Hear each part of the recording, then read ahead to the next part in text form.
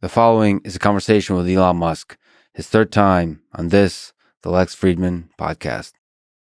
Yeah, make yourself comfortable. Boo. No, wow, okay. No. You don't do the headphone thing? No. Okay. Right. I mean, how close do I need to get this thing? The closer you are, the sexier you sound. Hey, babe.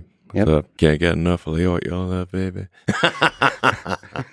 I'm going to clip that out. Anytime somebody messages me about it, If you want my body and you think I'm sexy, come right out and tell me so. do. So good. Okay, serious mode activate. All right. Serious mode. Come on, you're Russian. You can be serious. Yeah, I know. Everyone's serious all the time in Russia. Yeah. But we'll get there. Yeah. It's gotten soft. Allow me to say that the SpaceX launch of human beings to orbit on May 30th, 2020 was seen by many as the first step in a new era of human space exploration. These human spaceflight missions were a beacon of hope to me and to millions over the past 2 years as our world has been going through one of the most difficult periods in recent human history. We see the rise of division, fear, cynicism, and the loss of common humanity right when it is needed most. So first, Elon, let me say thank you for giving the world hope and reason to be excited about the future. Oh, it's kind of you to say. I do want to do that. Humanity has obviously a lot of issues, and people at times do bad things, but despite all that, I love humanity, and I think we should make sure we do everything we can to have a good future and an exciting future, and one where that maximizes the happiness of the people. Let me ask about Crew Dragon Demo 2. So that first flight with humans on board, how did you feel leading up to that launch? Were you scared? Were you excited? What was going through your mind? So much was at stake. Yeah, no, that was extremely stressful, no question. We obviously could not let them down in any way. So extremely stressful, I'd say, to say the least. But I was confident that at the time that we launched, that no one could think of anything at all to do that would improve the probability of success. And we racked our brains to think of any possible way to improve the probability of success. We could not think of anything more, and nor could NASA. And so then that's just the best that we could do. So then we went ahead and launched. Now, I'm not a religious person, but I nonetheless got on my knees and prayed for that mission. Were you able to sleep? No. How did it feel when it was a success? First, when the launch was a success, and when they returned back home or back to Earth? It was a great relief. Yeah. It's for high stress situations, I find it's not so much elation as relief. I think once as we got more comfortable and proved out the systems, because we really you got to make sure everything works. It was definitely a lot more enjoyable with the subsequent astronaut missions, and I thought the Inspiration mission was actually very inspiring. Inspiration 4 mission. I'd encourage people to watch the Inspiration documentary on Netflix. It's actually really good, and it really is inspiring. I was actually inspired by that, and so that one I felt I was kind of able to enjoy the actual mission and not just be super stressed all the time. So for people that somehow don't know, it's the all-civilian, first time all-civilian out to space, out to orbit.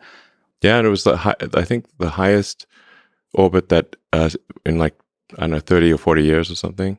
The only one that was higher was the one shuttle, a Hubble servicing mission. And then before that, it would have been Apollo in 1972. It's pretty wild. So it's cool. It's good. I think as a species, we want to be continuing to do better and reach higher ground, and I think it would be tragic, extremely tragic, if Apollo was the high watermark for humanity, and that's as far as we ever got. And it's concerning that here we are, 49 years after the last mission to the moon, and so almost half a century, and we've not been back. And that's worrying. It's like, does that mean we've peaked as a civilization, or what? So, like, I think we got to get back to the moon and build a base there. A science base. I think we could learn a lot about the nature of the universe if we have a proper science base on the moon. Like we have a science base in Antarctica and, many other parts of the world.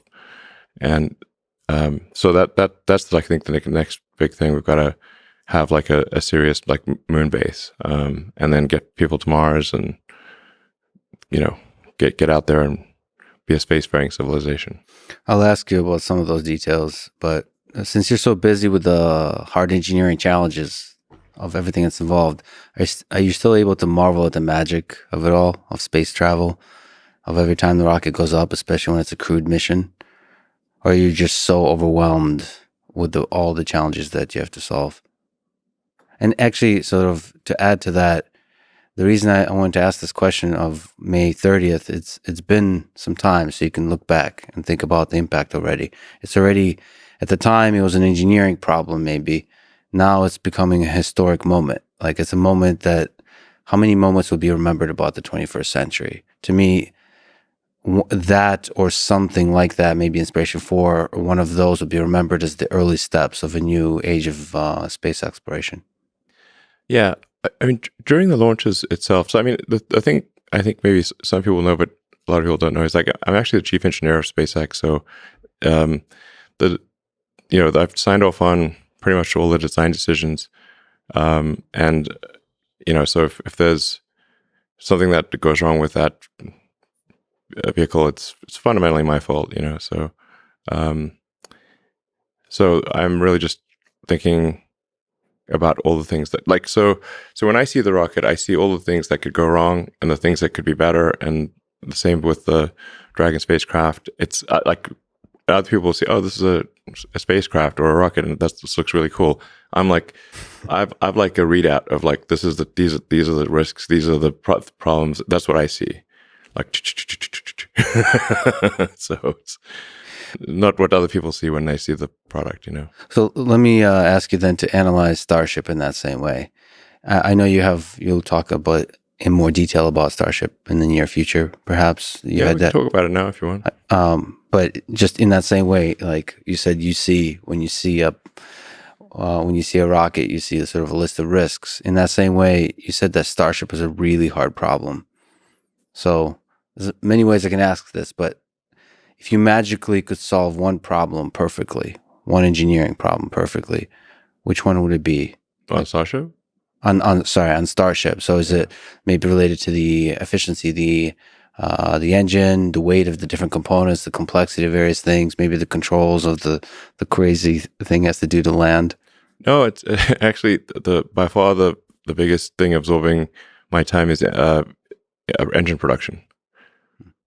Not the design of the engine. I've often said prototypes are easy, production is hard. So we have the most advanced rocket engine that's ever been designed. Because I say currently the best rocket engine ever is probably the RD-180 or RD-170. That's the Russian engine, basically. And still, I think an engine should only count if it's gotten something to orbit. So our engine has not gotten anything to orbit yet, but it's the first engine that's actually better than the Russian RD engines, which were amazing design. So you're talking about Raptor engine. What makes it amazing?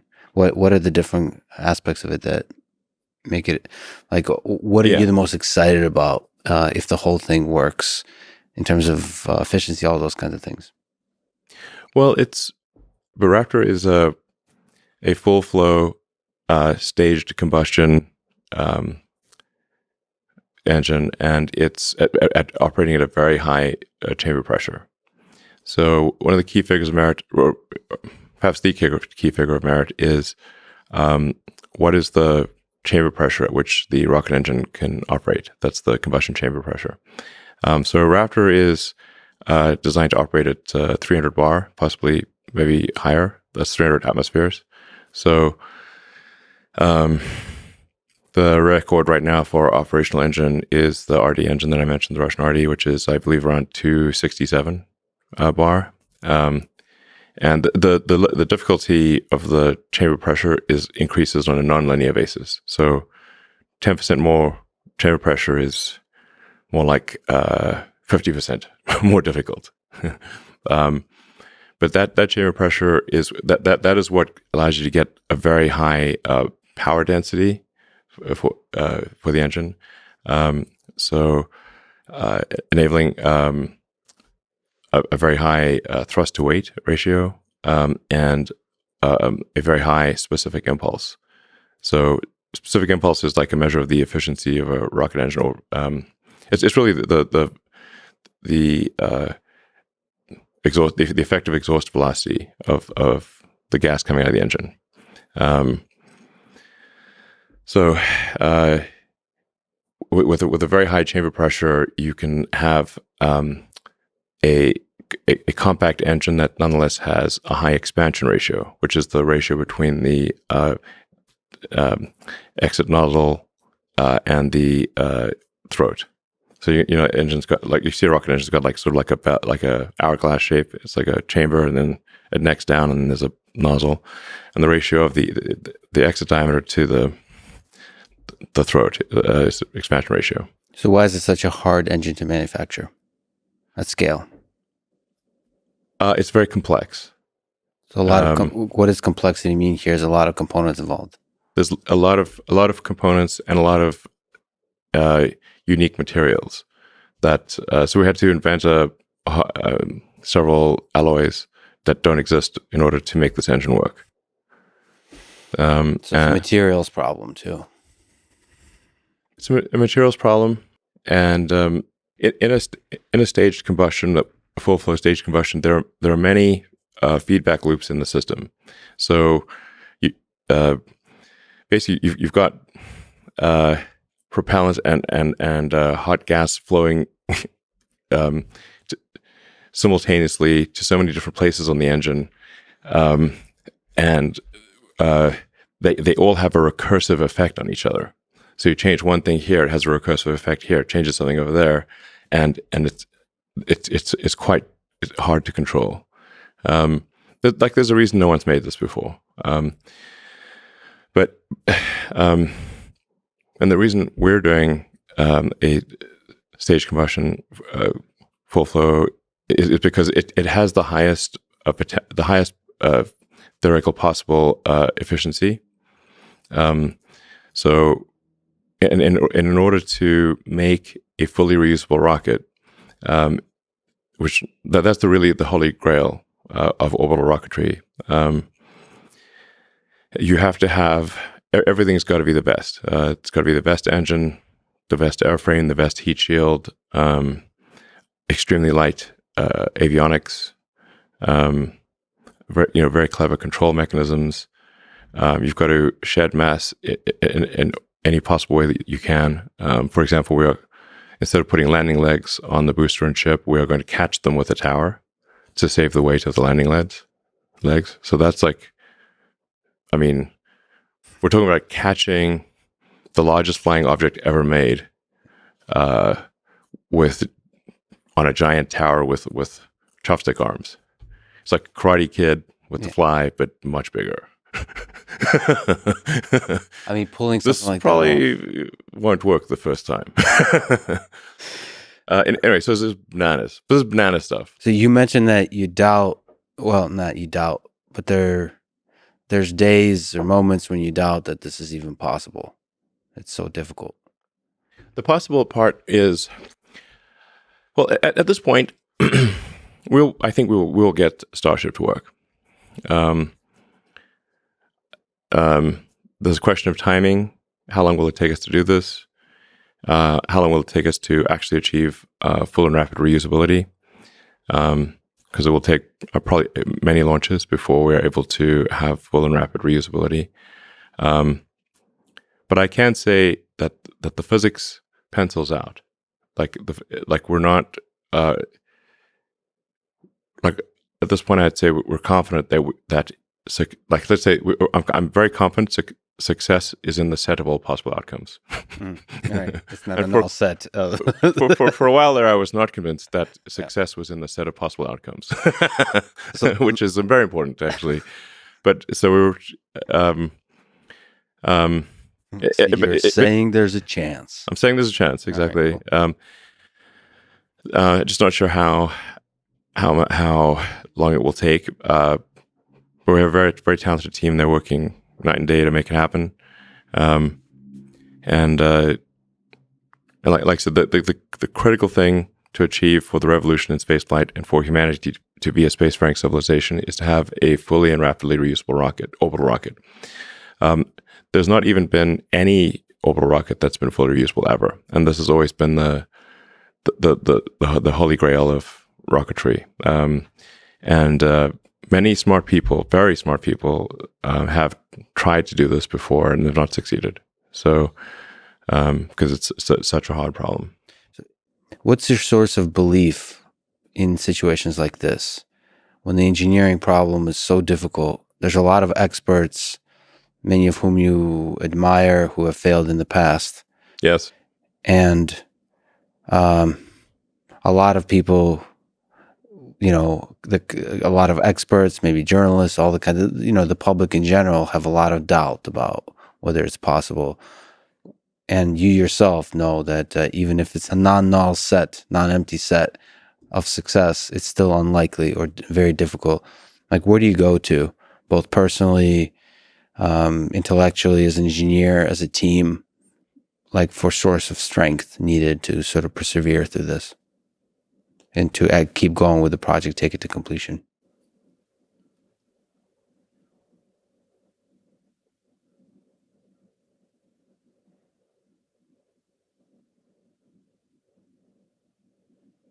A source of strength. I just really not how I think about things. I mean, for me, it's simply this is something that is important to get done, and we should just keep doing it, or die trying. And I don't need a source of strength. So quitting is not even like it's not in my nature. Okay. And I don't care about optimism or pessimism. Fuck that. We're gonna get it done. Gonna get it done. Can you then zoom back in to specific problems with Starship or any engineering problems you work on?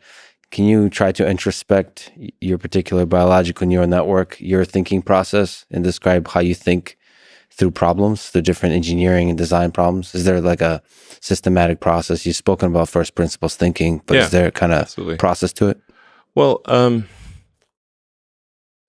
like saying like physics is a law and everything else is a recommendation. Mm-hmm. Like I've met a lot of people who can break the law, but I haven't met anyone who could break physics. So first, for any kind of technology problem, you have to sort of just make sure you're not violating physics, and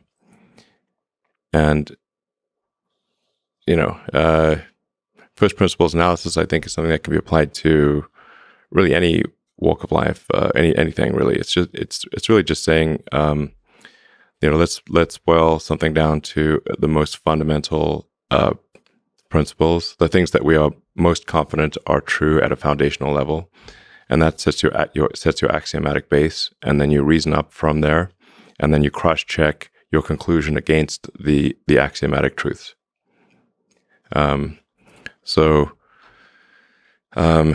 Some basics in physics would be like, are you violating conservation of energy or momentum or something like that? Then it's not going to work. That's so that's just to establish is it possible. And then another good physics tool is thinking about things in the limit. If you take a particular thing and you scale it to a very large number or to a very small number, how do things change? Both like like in number of things you manufacture or something like that, and then in time.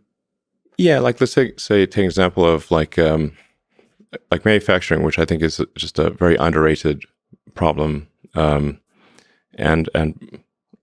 like I said, it's much harder to take an advanced technology product and bring it into volume manufacturing than it is to design it in the first place, by orders of magnitude.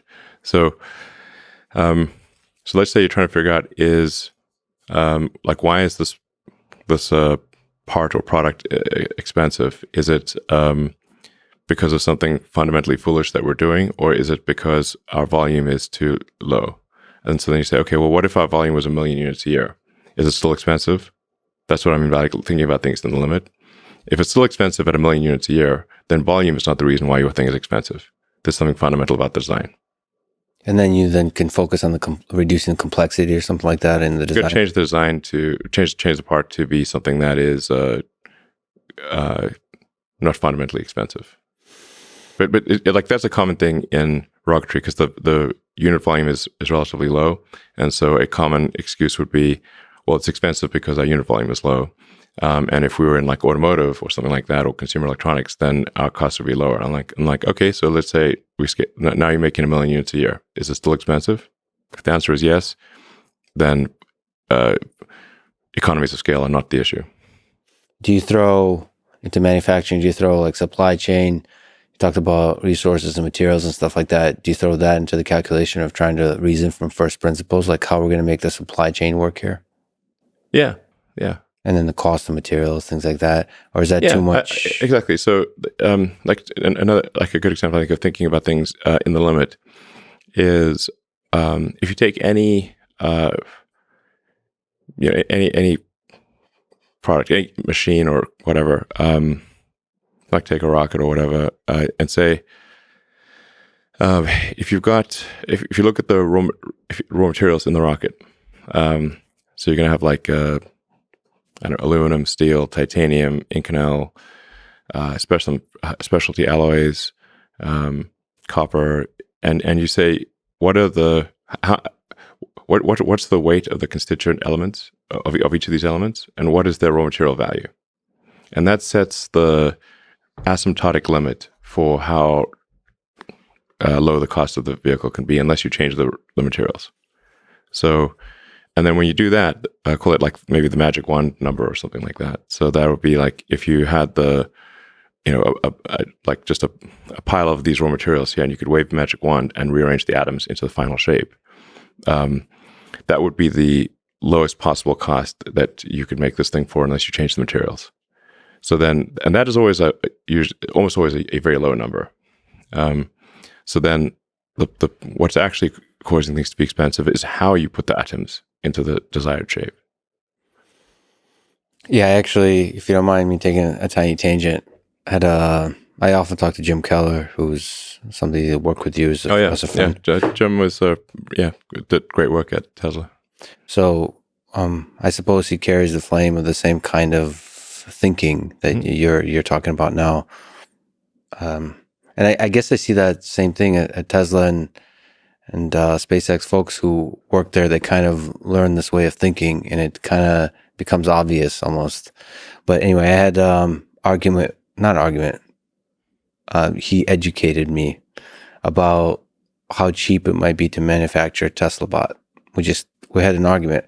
How can you reduce the cost of scale of producing a robot? Because I gotten a chance to interact quite a bit, obviously in the academic circles with humanoid robots, and then Boston Dynamics and stuff like that.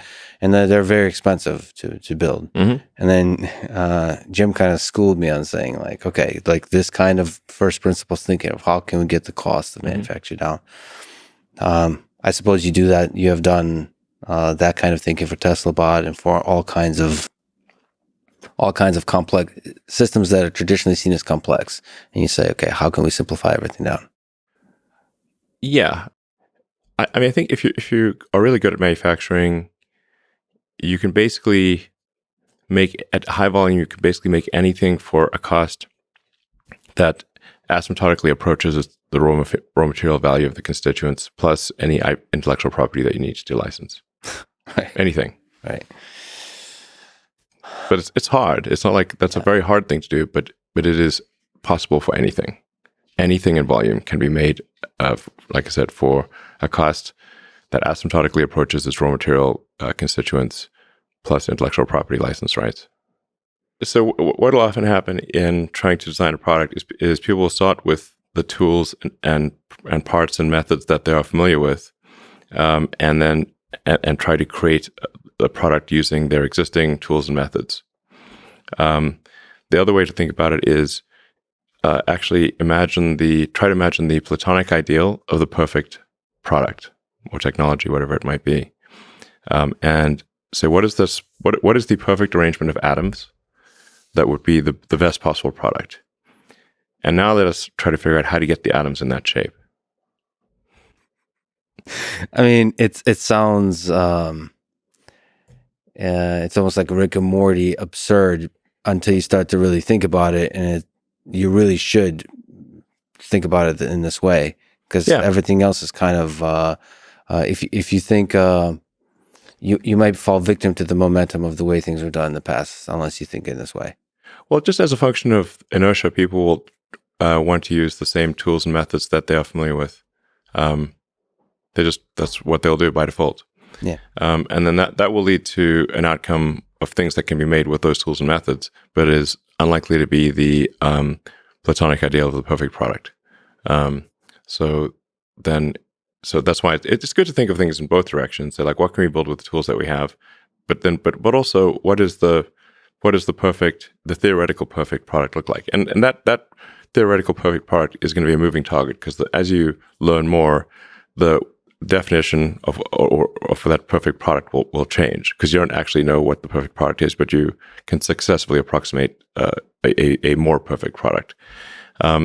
So thinking about it like that, and then saying, okay, now what tools, methods, materials, whatever, do we need to create in order to get the atoms in that shape? But people rarely think about it that way. But it's a powerful tool.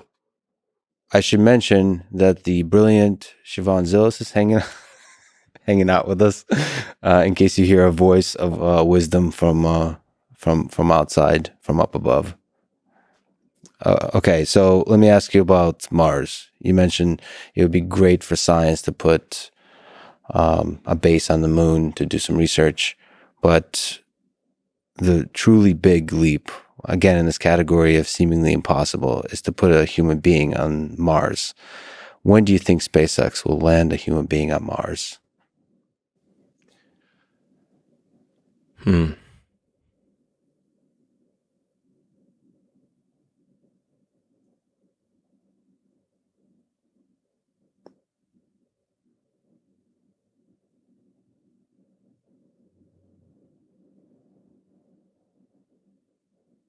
Best case is about 5 years. Worst case, 10 years. What are the determining factors, would you say, from an engineering perspective, or is that not the bottlenecks? It's fundamentally engineering the vehicle. Starship is the most complex and advanced rocket that's ever been made by, I don't know, order of magnitude or something like that. It's a lot. It's really next level. So, and the fundamental optimization of Starship is minimizing cost per ton to orbit and ultimately cost per ton to the surface of Mars. This may seem like a mercantile objective, but it is actually the thing that needs to be optimized. Like there is a certain cost per ton to the surface of Mars where we can afford to establish a self-sustaining city, and then above that we cannot afford to do it. So right now you couldn't fly to Mars for $1 trillion. No amount of money could get you a ticket to Mars. So we need to get that above, to get that like something that is actually possible at all. But that's we don't just want to have, with Mars flags and footprints and then not come back for a half century like we did with the moon. In order to pass a very important great filter, I think we need to be a multi-planet species. This may sound somewhat esoteric to a lot of people, but like eventually, given enough time, there's something, the Earth is likely to experience some calamity. That could be something that humans do to themselves, or an external event like happened to the dinosaurs. And eventually, and if none of that happens, and somehow magically we keep going, then the sun is gradually expanding, and will engulf the Earth, and probably Earth gets too hot for life in about 500 million years. It's a long time, but that's only 10% longer than Earth has been around. And so if you think about like the current situation, it's really remarkable, and kind of hard to believe, but Earth's been around 4.5 billion years, and this is the first time in 4.5 billion years that it's been possible to extend life beyond Earth. And that window of opportunity may be open for a long time, and I hope it is, but it also may be open for a short time. And we should, I think it was wise for us to act quickly while the window is open, just in case it closes. Yeah, the existence of nuclear weapons, pandemics, all kinds of threats. Yeah, should kind of give us some motivation. I mean, civilization could die with a bang or a whimper. You know, if it dies of demographic collapse, then it's more of a whimper, obviously. And if it's World War III, it's more of a bang. But these are all risks. I mean, it's important to think of these things and just, think of things as like probabilities, not certainties. There's a certain probability that something bad will happen on Earth. I think most likely the future will be good. But there's like, let's say for argument's sake, a 1% chance per century of a civilization ending event. Like that was Stephen Hawking's estimate. I think he might be right about that. So then, we should basically think of this like being a multi-planet species is like taking out insurance for life itself, like life insurance for life. Wow, so it's turned into an infomercial real quick. Life insurance for life, yes. And we can bring the creatures from plants and animals from Earth to Mars and breathe life into the planet, and have a second planet with life. That would be great. They can't bring themselves there, so if we don't bring them to Mars, then they will just for sure all die when the sun expands anyway, and then that'll be it.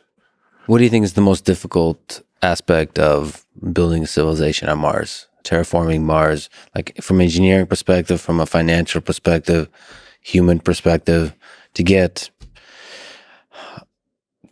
a large number of folks there who will never return back to Earth?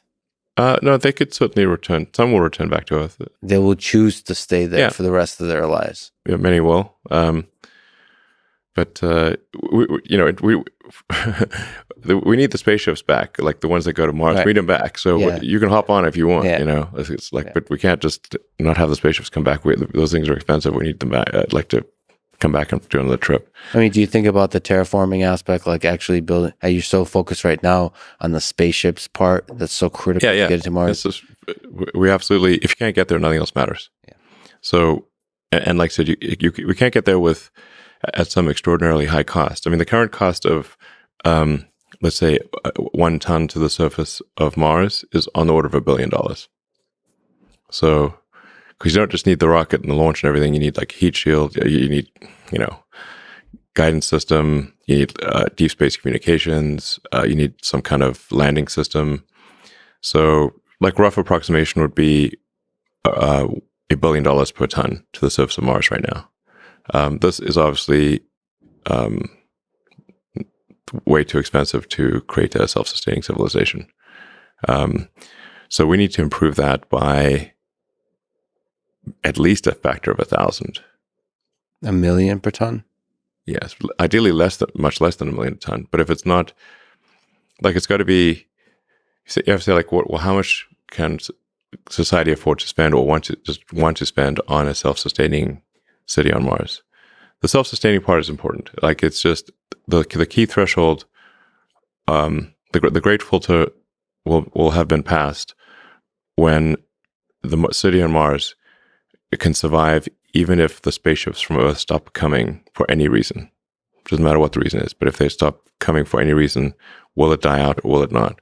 And if there's even one critical ingredient missing, then it still doesn't count. It's like, if you're on a long sea voyage and you've got everything except vitamin C, it's only a matter of time, you're going to die. So we got to get a Mars city to the point where it's self-sustaining.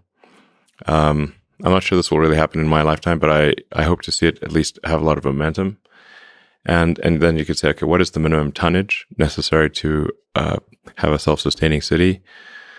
And there's a lot of uncertainty about this. So you could say, like, I don't know, it's probably at least 1 million tons, because you have to set up a lot of infrastructure on Mars. Like I said, you can't be missing anything that, in order to be self-sustaining, you can't be missing. Like, you need, semiconductor fabs, you need iron ore refineries, you need lots of things, and Mars is not super hospitable. It's the least inhospitable planet, but it's definitely a fixer-upper of a planet. Outside of Earth. Yes. Earth is pretty good. Earth is like easy. Yeah. And also, we should clarify, in the solar system. Yes, in the solar system. There might be nice, like, vacation spots. There might be some great planets out there, but it's hopeless. Too hard to get there? Yeah, way too hard, to say the least. Let me push back on that. Not really a pushback, but a quick curveball of a question. So you did mention physics as the first starting point. So general relativity allows for wormholes. They technically can exist. Do you think those can ever be leveraged by humans to travel faster than the speed of light? Well, or are you saying the wormhole thing is debatable. We currently do not know of any means of going faster than the speed of light. There is there are some ideas about having space, so you can only move at the speed of light through space, but if you can make space itself move, that's warping space. Space is capable of moving faster than the speed of light.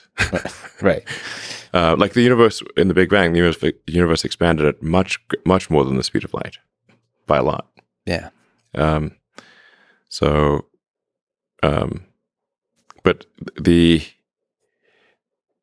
if this is possible, the amount of energy required to warp space is so gigantic, it boggles the mind. So all the work you've done with propulsion, how much innovation is possible with rocket propulsion? Is this, you've seen it all, and you're constantly innovating in every aspect. How much is possible? Like, how much can you get 10x somehow? Is there something in there in physics that you can get significant improvement in terms of efficiency of engines and all those kinds of things? Well, as I was saying, like really the holy grail is a fully and rapidly reusable orbital system. So right now, the Falcon 9 is the only reusable rocket out there. But the booster comes back and lands. I'm sure you've seen the videos, and we get the nose cone or fairing back, but we do not get the upper stage back. So that means that we have a minimum cost of building an upper stage. You can think of like a two-stage rocket of sort of like two airplanes, like a big airplane and a smaller airplane. And we get the big airplane back, but not the smaller airplane. And so it still costs a lot, so that upper stage is, at least $10 million. And then the degree of the booster is not as rapidly and completely reusable as we'd like, nor are the fairings. So, our kind of minimum marginal cost, not counting overhead per flight, is on the order of $15 to $20 million, maybe. So that's extremely good it's by far better than any rocket ever in history. But with full and rapid reusability, we can reduce the cost per ton to orbit by a factor of 100. But just think of it like imagine if you had an aircraft or something, or a car, and if you had to buy a new car every time you went for a drive, it would be very expensive. It would be silly, frankly. Mm-hmm. But you, in fact, you just refuel the car or recharge the car, and that's makes your trip like I don't know, 1,000 times cheaper. So it's the same for rockets. It's very difficult to make this complex machine that can go to orbit, and so if you cannot reuse it and have to throw even any significant part of it away, that massively increases the cost. So, Starship in theory could do a cost per launch of like $1 million, maybe $2 million or something like that, and put over 100 tons in orbit, which is crazy. Yeah. So that's incredible. So you're saying like it's by far the biggest bang for the buck is to make it fully reusable versus like some kind of brilliant breakthrough in theoretical physics. No. There's no brilliant break. No, there's no. You're going to make the rocket reusable. This is an extremely difficult engineering problem. Got it. But no new physics is required. Just brilliant engineering. Let me ask a slightly philosophical, fun question. Gotta ask. I know you're focused on getting to Mars, but once we're there on Mars, what form of government, economic system, political system do you think would work best for an early civilization of humans? The interesting reason to talk about this stuff, it also helps people dream about the future. I know you're really focused about the short-term engineering dream, but it's like, I don't know, there's something about imagining an actual civilization on Mars that really gives people hope. Well, it would be a new frontier and an opportunity to rethink the whole nature of government, just as was done in the creation of the United States. So, I would suggest having direct democracy, like people vote directly on things, as opposed to representative democracy. So, representative democracy, I think, is too subject to special interests and, a coercion of the politicians and that kind of thing. So, I'd recommend that there's just direct democracy. People vote on laws. The population votes on laws themselves, and then the laws must be short enough that people can understand them. Yeah, and then like keeping a well-informed populace, like really being transparent about all the information about what they're voting for. Absolute transparency. Yeah, and not make it as annoying as those cookies where you have to accept the cookies. Like always, there's like always like a slight amount of trepidation when you click accept cookies. Like I feel as though there's like perhaps like a very tiny chance that it'll open a portal to hell or something like that.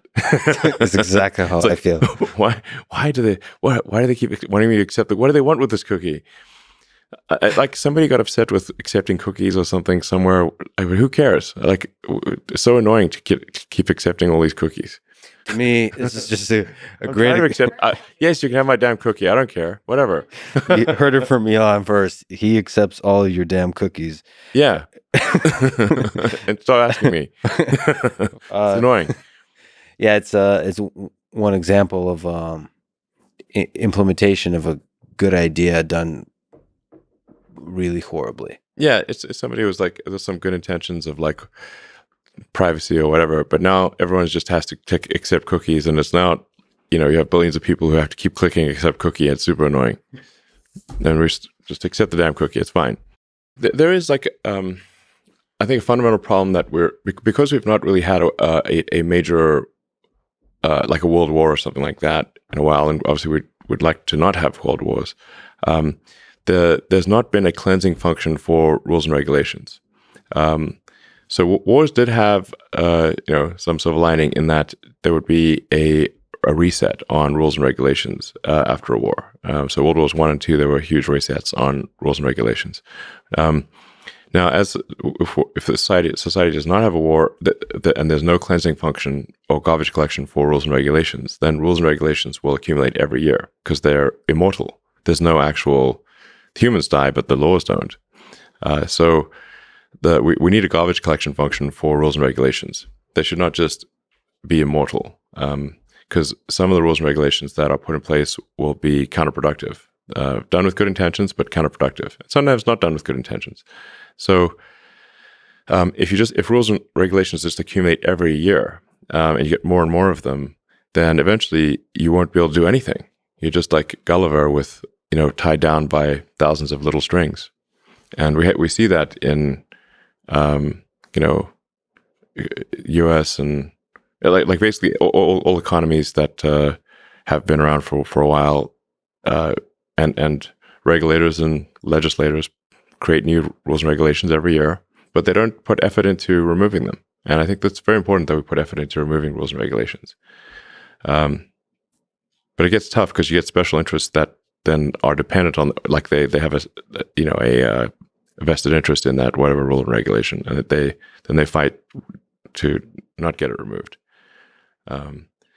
Yeah, so I guess the problem with the Constitution is it's kind of like C versus Java, because it doesn't have any garbage collection built in. I think there should be.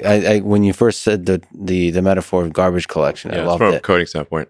From a coding standpoint, yeah. It would be interesting if the laws themselves kind of had a built-in thing where they kind of die after a while unless somebody explicitly publicly defends them. Yeah. So that's sort of, it's not like somebody has to kill them, they kind of die themselves. They disappear. Yeah. Not to defend Java or anything, but the C++, you could also have great garbage collection in Python and so on. Yeah. So something needs to happen, or just the civilization's arteries just harden over time. And you can just get less and less done because there's just a rule against everything. So I think, like, I don't know, for Mars or whatever, I'd say, or even for, obviously for Earth as well, like, I think there should be an active process for removing rules and regulations and questioning their existence. Just like if we've got a function for creating rules and regulations, because rules and regulations you can also think of as like they're like software or lines of code for operating civilization. That's rules and regulations. So it's not like we shouldn't have rules and regulations, but you have code accumulation, but no code removal, and so it just gets to become basically archaic bloatware after a while, and it's just it makes it hard for things to progress. So I don't know, maybe Mars you'd have like any given law must have a sunset, and require active voting to keep it up there, and I actually also say, like, and these are just, I don't know, recommendations or thoughts, and ultimately it will be up to the people on Mars to decide, but I think it should be easier to remove a law than to add one, because of just to overcome the inertia of laws. So maybe it's like, for argument's sake, you need, like, say 60% vote to have a law take effect, but only a 40% vote to remove it. So let me be the guy. You posted a meme on Twitter recently where there's like a row of urinals. A guy just walks all the way across. Oh, sure, yeah. And he tells you about crypto. Listen, I mean, that's happened to me so many times. I think maybe even literally. Yeah. Do you think, technologically speaking, there's any room for ideas of smart contracts or so on? Because you mentioned laws. That's an interesting use of things like smart contracts to implement the laws by which governments function. Like something built on Ethereum, or maybe a Dogecoin that enables smart contracts somehow. I don't quite understand this whole smart contract thing. I mean, so I'm too dumb to understand smart contracts. That's a good line. I mean, my general approach to any kind of like deal or whatever is just make sure there's clarity of understanding. That's the most important thing. Right. And just keep any kind of deal very, very short and simple, plain language, and just make sure everyone understands this is the deal. Is it clear? And what are the consequences if various things don't happen? But usually deals are, business deals or whatever are way too long and complex and overly lawyered and pointlessly. You mentioned that Doge is the people's coin. Yeah. And you said that you were literally going, SpaceX may consider literally putting a Dogecoin on the moon. Is this something you're still considering? Mars, perhaps? Do you think there's some chance, we've talked about political systems on Mars, that Dogecoin is the official currency of Mars at some point in the future? Well, I think Mars itself will need to have a different currency because you can't synchronize due to speed of light, or not easily. So it must be completely standalone from Earth. Well, yeah, because the Mars is at closest approach, it's 4 light minutes away roughly, and then at furthest approach, it's roughly 20 light minutes away, maybe a little more. So you can't really have something synchronizing. You know, if you've got a 20-minute speed of light issue, if it's got a 1-minute blockchain, it's not going to synchronize properly. So Mars would I don't know if Mars would have a cryptocurrency as a thing, but probably seems likely. But it would be some kind of localized thing on Mars. And you let the people decide. Yeah, absolutely. The future of Mars should be up to the Martians. Yeah, so I mean, I think the cryptocurrency thing is an interesting approach to reducing the error in the database that is called money. I think I have a pretty deep understanding of what money actually is on a practical day-to-day basis because of PayPal. We really got in deep there. And right now, the money system, actually, for practical purposes, is really a bunch of heterogeneous mainframes running old COBOL. Okay, you mean literally? That's literally that's literally what's happening in batch mode. Okay, in batch mode. Yeah, I pity the poor bastards who have to maintain that code. Okay, that's a pain. That's pain. Not even Fortran. It's COBOL. Yep, it's COBOL. And the banks are still buying mainframes in 2021 and running ancient COBOL code. The Federal Reserve is probably even older than what the banks have, and they have an old COBOL mainframe. And so now, so the government effectively has editing privileges on the money database, and they use those editing privileges to make more money whenever they want, and this increases the error in the database that is money. So I think money should really be viewed through the lens of information theory, and so it's kind of like an internet connection. Like, what's the bandwidth? Total bit rate. What is the latency, jitter, packet drop? Errors in the network communication. Just think of money like that, basically. I think that's probably the right way to think of it, and then say what system, from an information theory standpoint, allows an economy to function the best, crypto is an attempt to reduce the error in money that is contributed by governments diluting the money supply as basically a pernicious form of taxation. So both policy in terms of with inflation and actual technological cobalt, cryptocurrency takes us into the 21st century in terms of the actual systems that allow you to do the transaction, to store wealth, all those kinds of things. Like I said, just think of money as information. People often will think of money as having power in and of itself. It does not. Money is information, and it does not have power in and of itself. Again, applying the physics tools of thinking about things in the limit is helpful. If you are stranded on a tropical island and you have $1 trillion, it's useless because there's no resource allocation. money is a database for resource allocation, but there's no resources to allocate except yourself. So money is useless.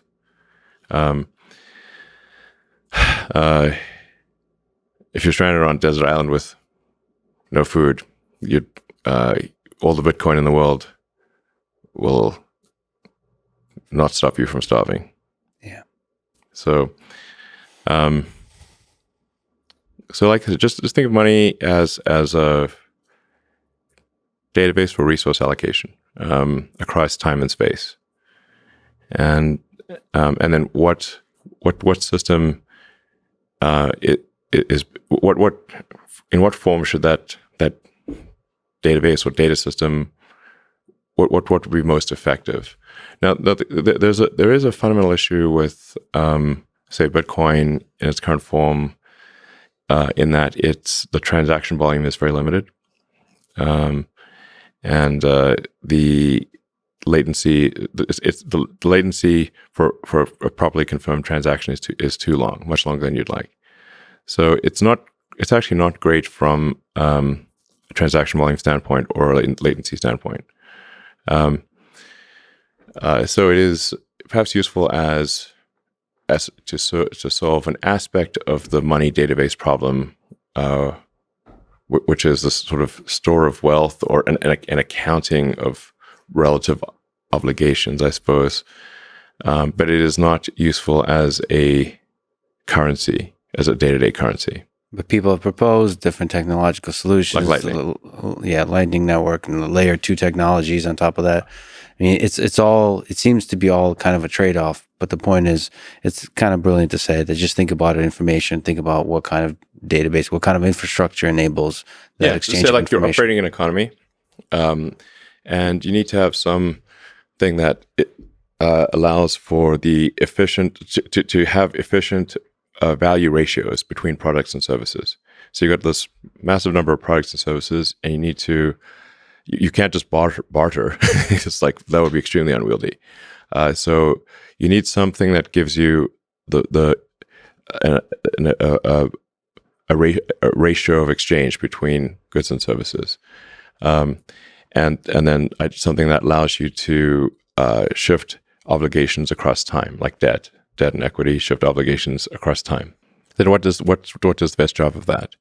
Part of the reason why I think there's some merit to Dogecoin, even though it was obviously created as a joke, is that it actually does have a much higher transaction volume capability than Bitcoin, and the cost of doing a transaction, the Dogecoin fee is very low. Like right now, if you want to do a Bitcoin transaction, the price of doing that transaction is very high, so you could not use it effectively for most things. And nor could it even scale to a high volume. And when Bitcoin was started, I guess around 2008 or something like that, the internet connections were much worse than they are today, like order of magnitude. They're way worse, in 2008. So like having a small block size or whatever is, and a long synchronization time made sense in 2008, but to 2021 or fast forward 10 years, it's like comically low.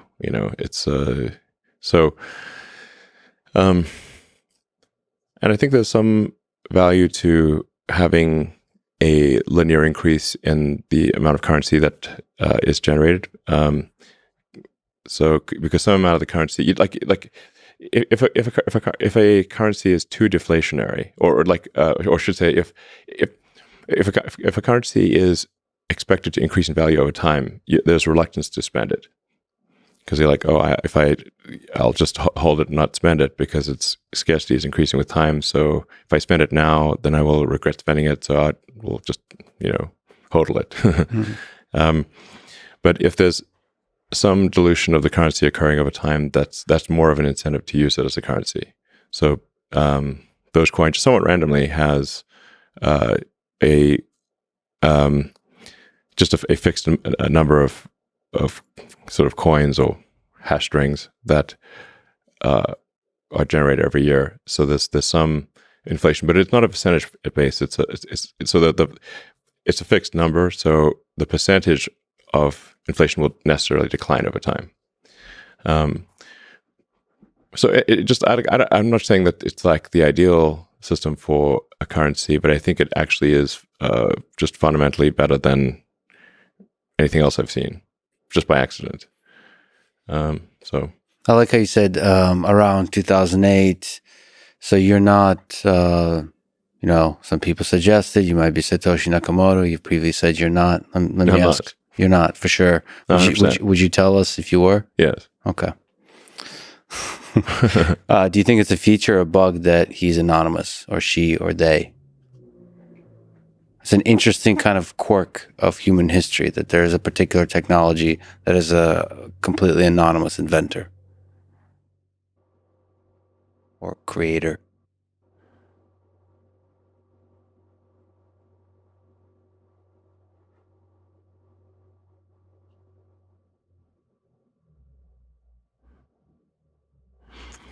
Well, I mean, you can look at the evolution of ideas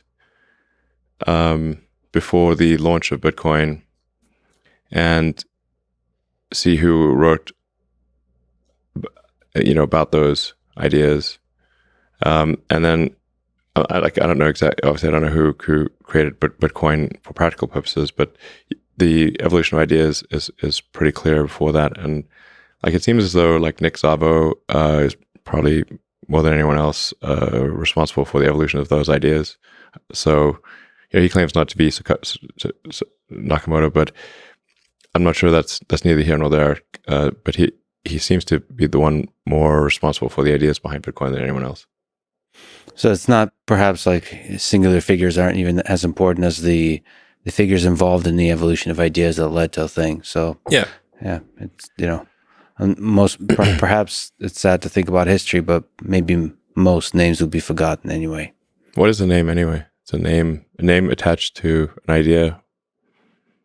What does it even mean, really? I think Shakespeare had a thing about roses and stuff, whatever he said. Rose by any other name would smell sweet. I got Elon to quote Shakespeare. I feel like I accomplished something today. Shall I compare thee to a summer's day? I'm gonna clip that out instead of not more temperate and more fair. Autopilot. Tesla Autopilot. Tesla Autopilot has been through an incredible journey over the past 6 years, or perhaps even longer in your mind, in the minds of many involved. I think that's where we first connected. Really, was the autopilot stuff, autonomy, and the whole journey was incredible to me to watch. I was because I knew, part of it is I was at MIT and I knew the difficulty of computer vision. Yeah. And I knew I had a lot of colleagues and friends about the DARPA challenge. I knew how difficult it is. Mm-hmm. And so there was a natural skepticism. When I first drove a Tesla with the initial system based on Mobileye, I thought there's no way. So first when I got in, I thought there's no way this car could maintain stay in the lane and create a comfortable experience. So my intuition initially was that the lane keeping problem is way too difficult to solve. Lane keeping, that's relatively easy. No, but solve in the way that we talked about previous is prototype versus a thing that actually creates a pleasant experience over hundreds of thousands of miles or millions. So I was proven wrong. We had to wrap a lot of code around the Mobileye thing. It didn't just work by itself. Yes, I mean that's part of the story of how you approach things. Sometimes you do things from scratch. Sometimes at first you kind of see what's out there, and then you decide to do from scratch. That was one of the boldest decisions I've seen, is both on the hardware and the software, to decide to eventually go from scratch. I thought, again, I was skeptical of whether that's going to be able to work out, because it's such a difficult problem. And so it was an incredible journey. What I see now with everything, the hardware, the compute, the sensors, the things I maybe care and love about most is the stuff that Andrej Karpathy is leading with the data set selection, the whole data engine process, the neural network architectures, the way that's in the real world that network is tested, validated, all the different test sets, versus the ImageNet model of computer vision, like what's in academia, is like real world artificial intelligence. Yeah. So, and Andre's awesome and obviously plays an important role, but we have a lot of really talented people driving things. So, Ashok is actually the head of Autopilot engineering. Andre's sort of director of AI stuff. Yeah. So I'm aware that there's an incredible team of just a lot going on. Yeah, just obviously people will give me too much credit, and they'll give Andre too much credit. So, and people should realize how much is going on under the hood. It's just a lot of really talented people. The Tesla Autopilot AI team is extremely talented. It's like some of the smartest people in the world. So yeah, we're getting it done. What are some insights you've gained over those 5-6 years of Autopilot about the problem of autonomous driving? So you leaped in having some sort of first principles kinds of intuitions, but nobody knows how difficult the problem. I thought the self-driving problem would be hard, but it was harder than I thought. It's not like I thought it would be easy. I thought it would be very hard, but it was actually way harder than even that. So, I mean, what it comes down to at the end of the day is to solve self-driving, you have to solve. You basically need to recreate what humans do to drive, which is humans drive with optical senses, eyes, and biological neural nets.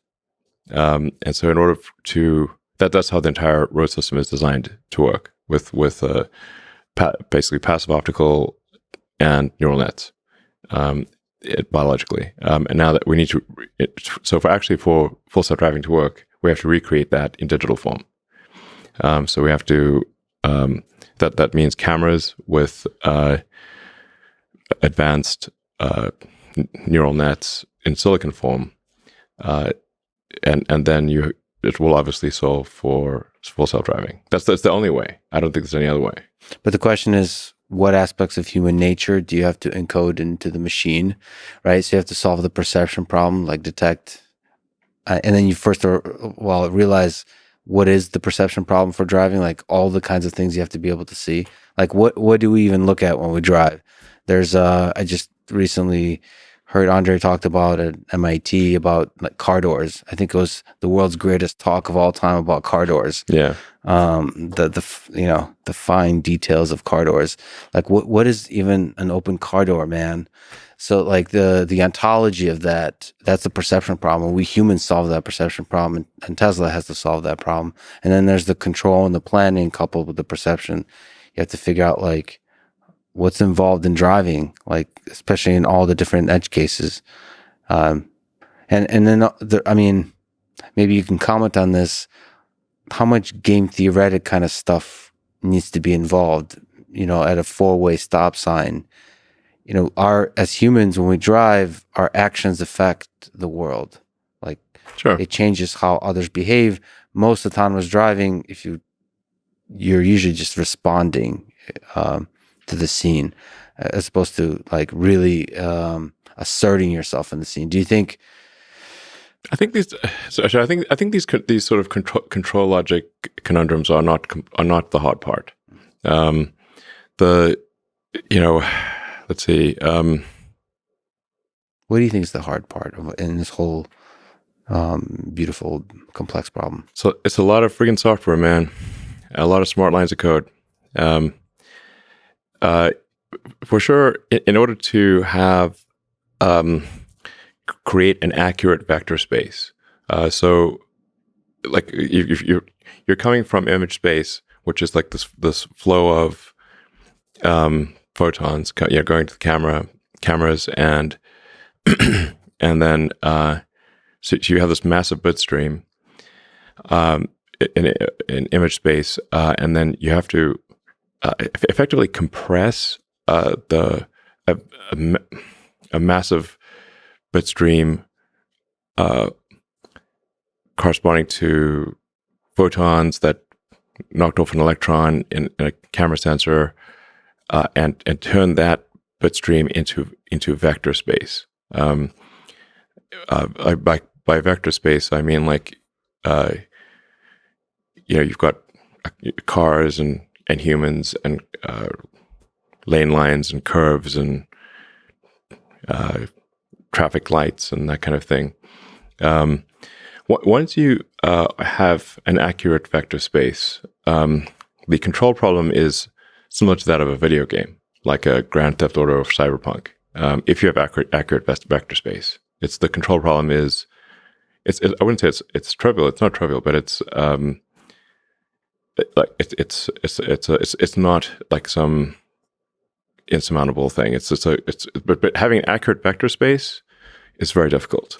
Yeah, I think we humans don't give enough respect to how incredible the human perception system is, to mapping the raw photons to the vector space representation in our heads.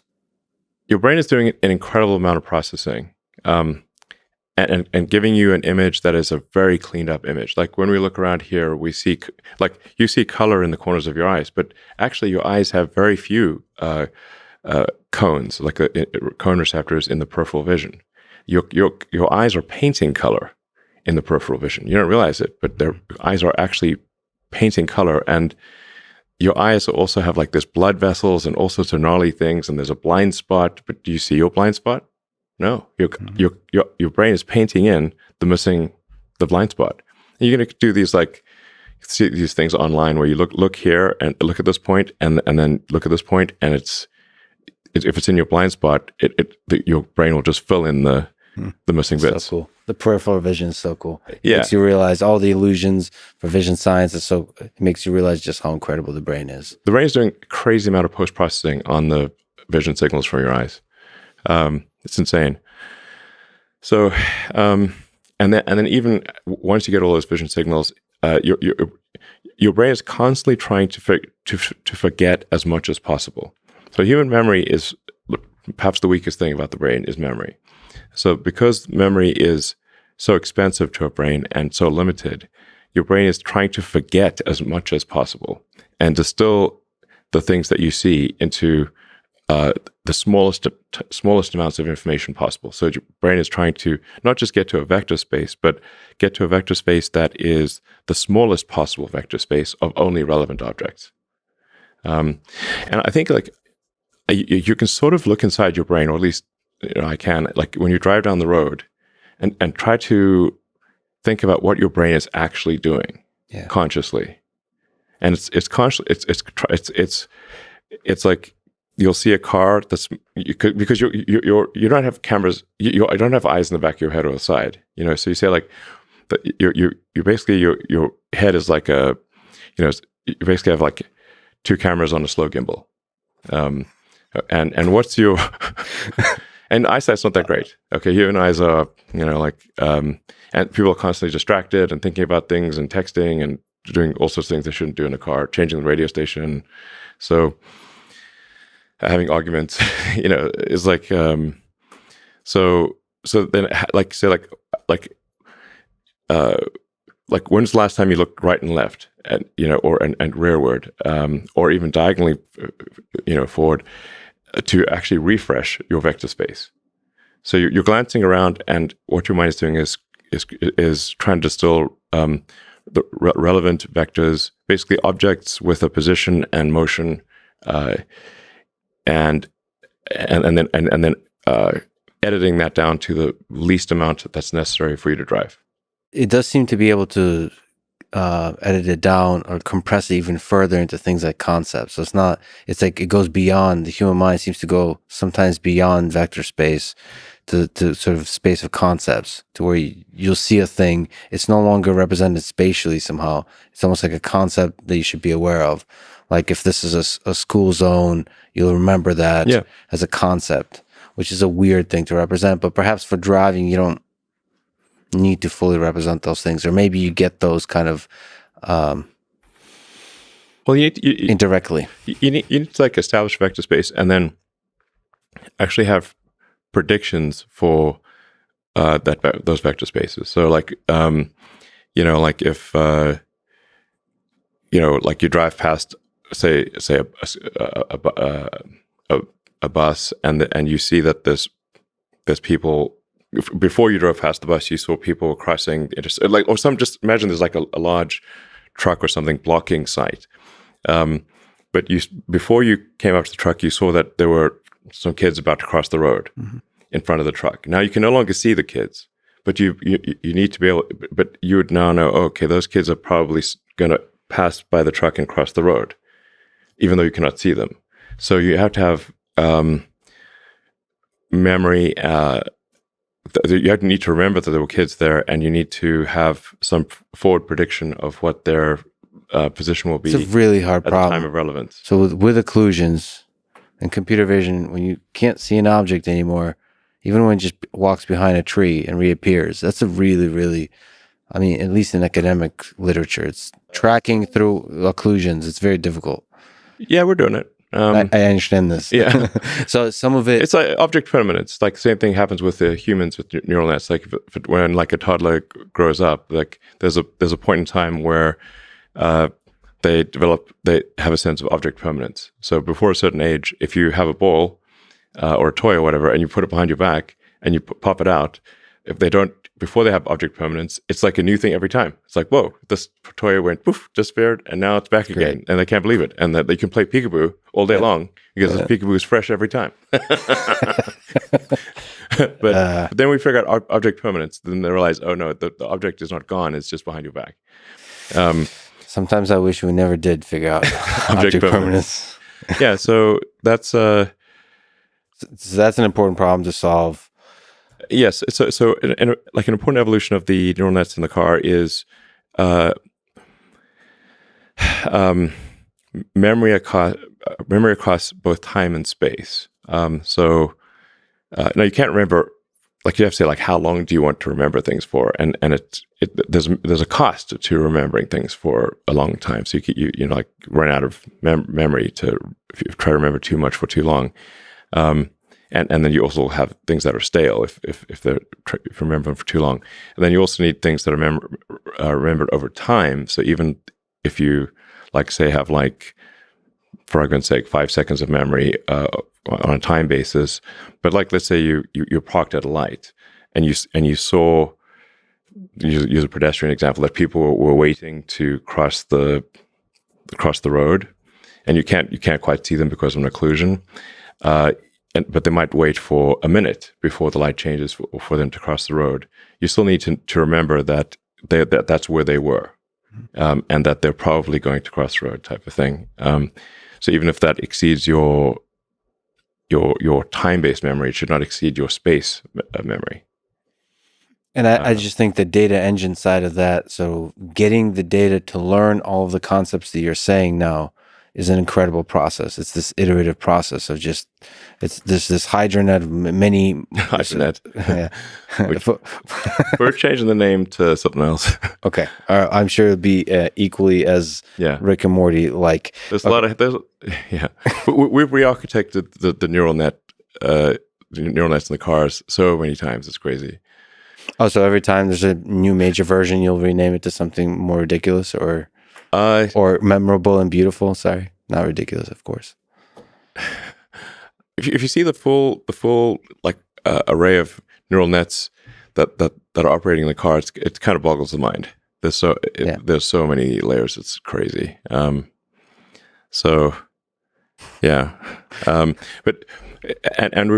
we started off with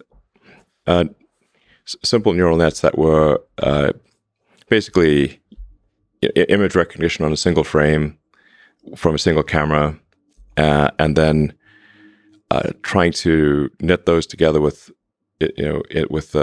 C. I should say we're really primarily running C here because C++ is too much overhead, and we have our own C compiler. So to get maximum performance, we actually wrote our own C compiler and are continuing to optimize our C compiler for maximum efficiency. In fact, we've just recently done a new rev on a C compiler that'll compile directly to our Autopilot hardware. So you want to compile the whole thing down and with your own compiler. Yeah. Like, so efficiency absolutely. Here, because there's all kinds of compute. There's CPU, GPU, there's like basic types of things. And you have to somehow figure out the scheduling across all of those things. And so you're compiling the code down that does all, okay.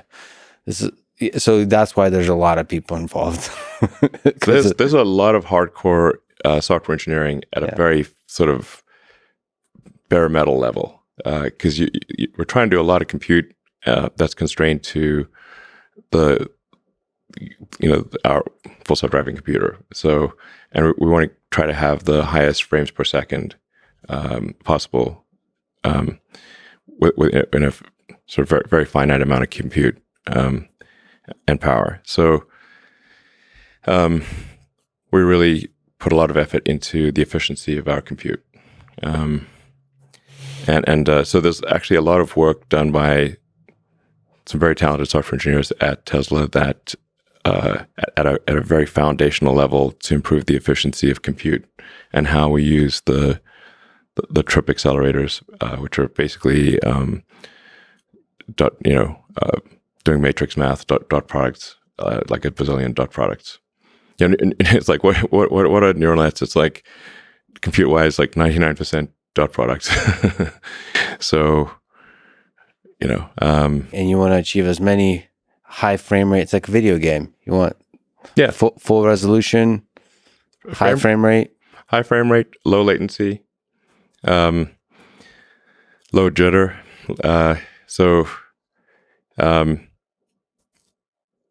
I think one of the things we're moving towards now is no post-processing of the image through the image signal processor. So, like for what happens for cameras is that almost all cameras is there's a lot of post-processing done in order to make pictures look pretty. Mm-hmm. And so we don't care about pictures looking pretty. We just want the data. So we're moving to just raw photon counts. So the system will, like the image that the computer sees is actually much more than what you'd see if you represented it on a camera. Wow. It's got much more data. And even in very low light conditions, you can see that there's a small photon count difference between, this spot here and that spot there, which means that, so it can see in the dark incredibly well, because it can detect these tiny differences in photon counts. That's like much better than you could possibly imagine. And then we also save 13 milliseconds on latency. From removing the post-processing in the image? Yes. Yeah. It's like, because we've got, 8 cameras and then there's roughly, 1.5 milliseconds or so, maybe 1.6 milliseconds of latency for each camera. And so going to just basically bypassing the image processor gets us back 13 milliseconds of latency, which is important. And we track latency all the way from, photon hits the camera to, all the steps that it's got to go through to get, go through the various neural nets and the C code and there's a little bit of C++ there as well. Maybe a lot, but the core stuff is the heavy duty compute is all in C. And so we track that latency all the way to an output command to the drive unit to accelerate, the brakes to slow down, the steering, turn left or right. So because you got to output a command that's going to go to a controller, and like some of these controllers have an update frequency that's maybe 10 hertz or something like that, which is slow. That's like now you lose 100 milliseconds potentially. So then we want to update the drivers on the, like say, steering and braking control to have more like 100 hertz instead of 10 hertz, and you get a 10 millisecond latency instead of 100 milliseconds worst case latency. And actually, jitter is more of a challenge than latency, because latency is like you can anticipate and predict, but if you've got a stack up of things going from the camera to the computer through then a series of other computers and finally to an actuator on the car, if you have a stack up of tolerances, of timing tolerances, then you can have quite a variable latency, which is called jitter. And that makes it hard to anticipate exactly how you should turn the car or accelerate, because if you got maybe 150, 200 milliseconds of jitter, then you could be off by up to 0.2 seconds, and this could make a big difference. So you have to interpolate somehow to deal with the effects of jitter, so that you can make like robust control decisions. You have to. So the jitter is in the sensor information, or the jitter can occur at any stage in the pipeline. You can, if you have fixed latency, you can anticipate, and like say, okay, we know that our information is, for argument's sake, 150 milliseconds stale. Okay. Like so, for 150 for argument's sake, 150 milliseconds from photon taken camera to where you can measure a change in the acceleration of the vehicle. So then you can say, okay, well, we're going to, we know it's 150 milliseconds, so we're going to take that into account and compensate for that latency. However, if you've got then 150 milliseconds of latency plus 100 milliseconds of jitter, which could be anywhere from 0 to 100 milliseconds on top. So then your latency could be from 150 to 250 milliseconds. Now you've got 100 milliseconds that you don't know what to do with, and that's basically random. So getting rid of jitter is extremely important. And that affects your control decisions and all those kinds of things. Okay. The car is just going to fundamentally maneuver better with lower jitter. Got it. And the cars will maneuver with superhuman ability and reaction time much faster than a human. I mean, I think over time, the autopilot, full self-driving will be capable of maneuvers that,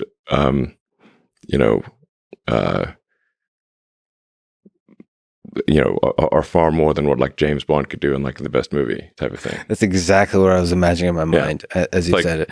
It's like impossible maneuvers that a human couldn't do. So. Well, let me ask, sort of looking back at the 6 years, looking out into the future, based on your current understanding, how hard do you think this full self-driving problem? When do you think Tesla will solve level 4 FSD? I mean, it's looking quite likely that it will be next year. And what does the solution look like? Is it the current pool of FSD beta candidates, they start getting greater and greater as they have been degrees of autonomy, and then there's a certain level beyond which they can do their own, they can read a book? Yeah. So, I mean, you can see that anybody who's been following the full self-driving beta closely will see that the rate of disengagements has been dropping rapidly. So, like a disengagement be where the driver intervenes to prevent the car from doing something dangerous potentially. So, the interventions, per million miles has been dropping dramatically. At some point, and that trend looks like it happens next year, is that the probability of an accident on FSD is less than that of the average human, and then significantly less than that of the average human. So it certainly appears like we will get there next year. Then of course then there's going to be a case of, okay, well, we now have to prove this to regulators and prove it to and we want a standard that is not just equivalent to a human, but much better than the average human. I think it's got to be at least 2 or 3 times higher safety than a human. So 2 or 3 times lower probability of injury than a human. Before we would actually say like, okay, it's okay to go. It's not going to be equivalent. It's got to be much better. So if you look, FSD 10.6 just came out recently. 10.7 is on the way. Maybe 11 is on the way somewhere in the future. Yeah. We were hoping to get 11 out this year, but it's 11 actually has a whole bunch of fundamental rewrites on the neural net architecture, and some fundamental improvements in creating vector space. So there is some fundamental leap that really deserves the 11. I mean, that's a pretty cool number. Yeah. 11 would be a single stack for all, one stack to rule them all. But there are just some really fundamental neural net architecture changes that that will allow for much more capability, but at first they're going to have issues. So, like, we have this working on like sort of alpha software, and it's good, but it's basically taking a whole bunch of C code and deleting a massive amount of C code and replacing it with the neural net. And Andre makes this point a lot, which is like neural nets are kind of eating software. Over time, there's like less and less conventional software, more and more neural net, which is still software, but it's still comes out to lines of software. But let's just more neural net stuff and less. Heuristics, basically. If you're more matrix based stuff and less heuristics based stuff,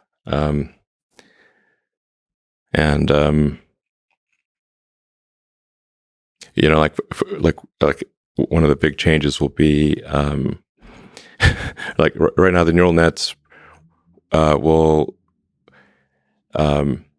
deliver a giant bag of points to the C++ or C and C++ code. Yeah. We call it the giant bag of points. Yeah. And it's like, so you got a pixel and something associated with that pixel. Like this pixel is probably car. This pixel is probably lane line. Then you've got to assemble this giant bag of points in the C code and turn it into vectors. And it does a pretty good job of it, but we need another layer of neural nets on top of that to take the giant bag of points and distill that down to vector space in the neural net part of the software as opposed to the heuristics part of the software. This is a big improvement.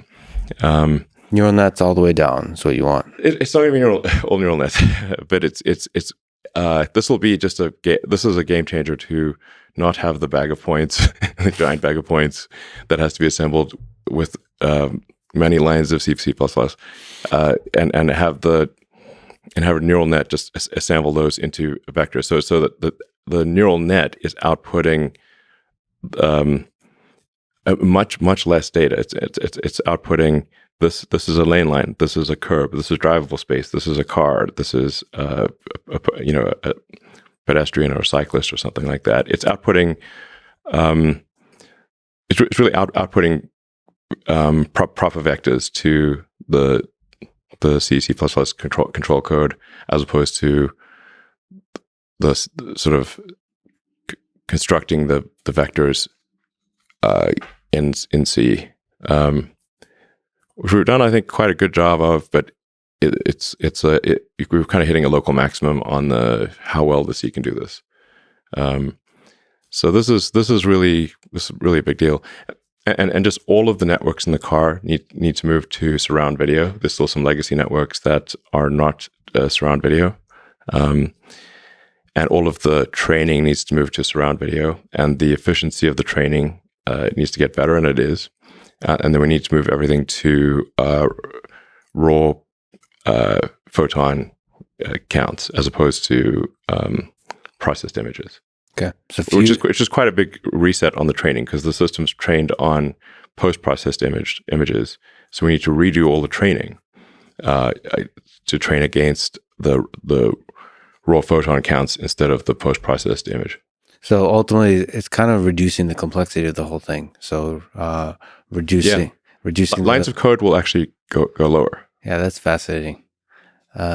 So you're doing fusion of all the sensors, so reducing the complexity of having to deal with each fusion sensor. Of the cameras is not like cameras, really. Right. Yes. Yeah. Same with humans. Well, I guess we got ears too. Okay. Yeah. We'll actually need to incorporate sound as well, because you need to like listen for ambulance sirens, right, or fire trucks. Or if somebody like yelling at you or something. I don't know. Just there's a little bit of audio that needs to be incorporated as well. Do you need a quick bathroom break? Yeah, let's take a break. Okay. Honestly, frankly, like the ideas are the easy thing. and the implementation is the hard thing. Like the idea of going to the moon is the easy part, but going to the moon is the hard part. It's the hard part. And there's a lot of like hardcore engineering that's got to get done at the hardware and software level. Like I said, optimizing the C compiler and just cutting out latency everywhere. Like this is, if we don't do this, the system will not work properly. So the work of the engineers doing this, they are like the unsung heroes to some, but they are critical to the success of the situation. I think you made it clear. I mean, at least to me, it's super exciting. Everything that's going on outside of what Andre is doing. Yeah. Just the whole infrastructure, the software. I mean, everything is going on with data engine, whatever it's called. The whole process is just a work of art to me. The sheer scale of it is boggles the mind. Like the training, the amount of work done with, like we've written all this custom software for training and labeling. And to do auto labeling. Auto labeling is essential. Because especially when you've got like surround video, it's very difficult to like label surround video from scratch is extremely difficult.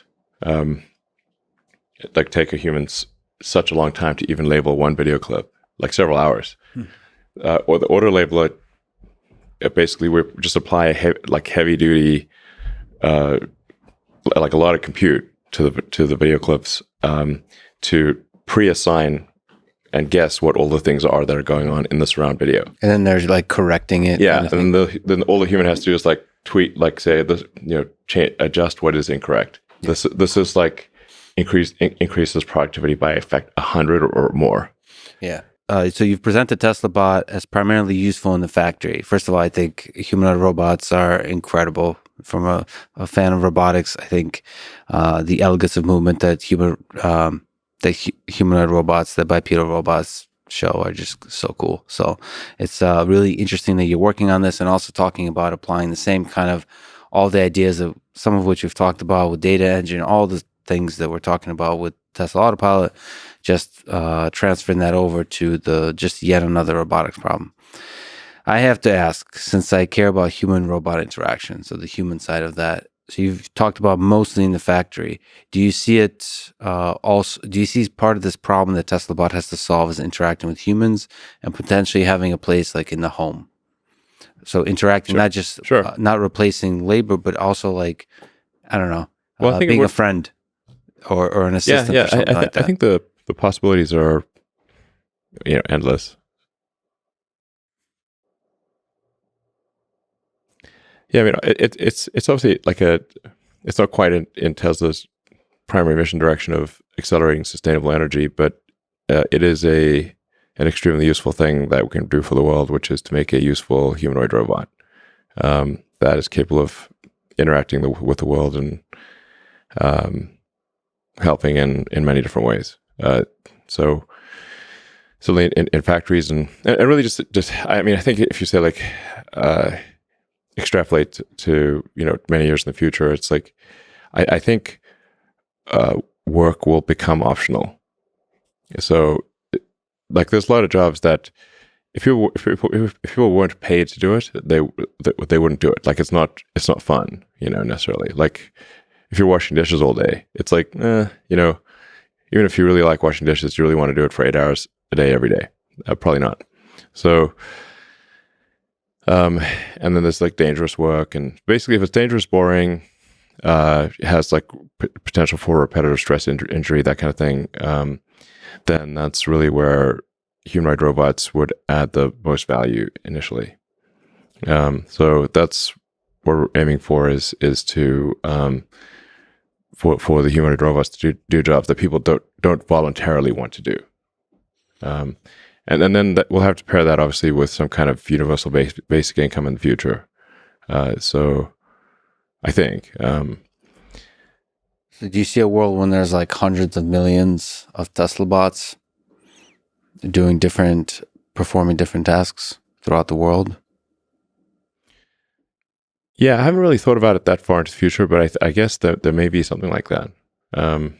So, ask a wild question. So, the number of Tesla cars has been accelerating. There's been close to 2 million produced. Many of them have autopilot. I think we're over 2 million now. Yeah. Do you think there will ever be a time when there will be more Tesla bots than Tesla cars? Yeah, actually, it's funny you ask this question because normally I do try to think pretty far into the future, but I haven't really thought that far into the future with the Tesla bot, or it's codenamed Optimus. I call it Optimus Subprime because it's not like a giant transformer robot. But it's meant to be a general purpose helper bot. And basically like the things that we're basically like Tesla, I think has the most advanced real world AI for interacting with the real world, which we developed as a function of to make self-driving work. And so along with custom hardware and like a lot of hardcore low-level software to have it run efficiently and be power efficient, because it's one thing to do neural nets if you've got a gigantic server room with 10,000 computers, but now let's say you have to now distill that down into one computer that's running at low power in a humanoid robot or a car. That's actually very difficult, and a lot of hardcore software work is required for that. So since we're kind of like solving the navigate the real world with neural nets problem for cars, which are kind of like robots with four wheels, then it's like kind of a natural extension of that is to put it in a robot with arms and legs, and actuators.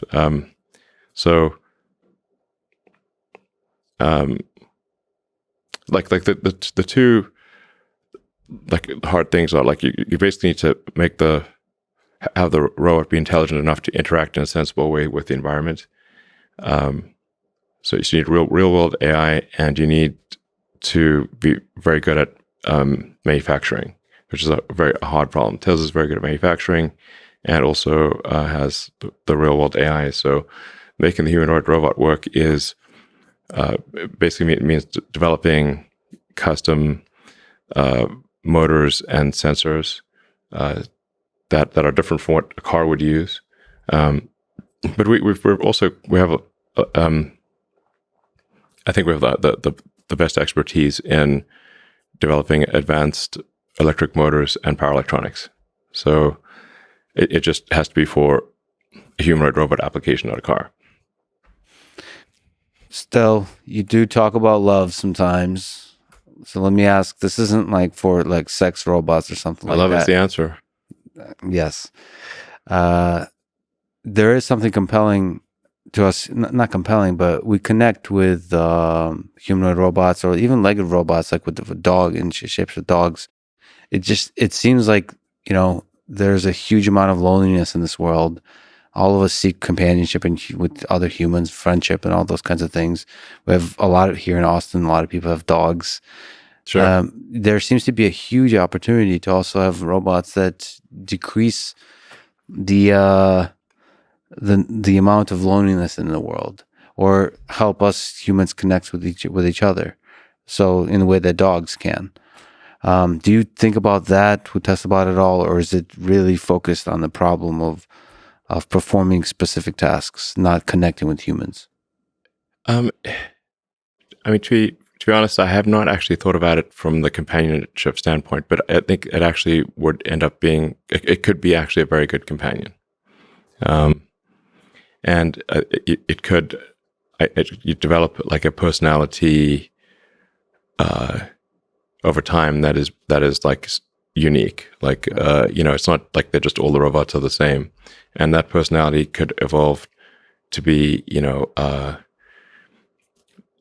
match the owner, or the, I guess the owner, well, whatever you want to call it, the companion, the other half, right? In the same way that friends do. See, I think that's a huge opportunity. I think. Yeah, no, that's interesting. Because like there's a Japanese phrase I like, the wabi-sabi. The subtle imperfections are what makes something special. Yeah. And the subtle imperfections of the personality of the robot mapped to the subtle imperfections of the robot's human friend. I don't know. Owner sounds like maybe the wrong word, but could actually make an incredible buddy, basically. In that way, the imperfections, like R2D2 or like a right. C3PO sort of thing, you know. So from a machine learning perspective, I think the flaws being a feature is really nice. You could be quite terrible at being a robot for quite a while in the general home environment or in the general world, and that's kind of adorable. And that's like those are your flaws, and you fall in love with those flaws.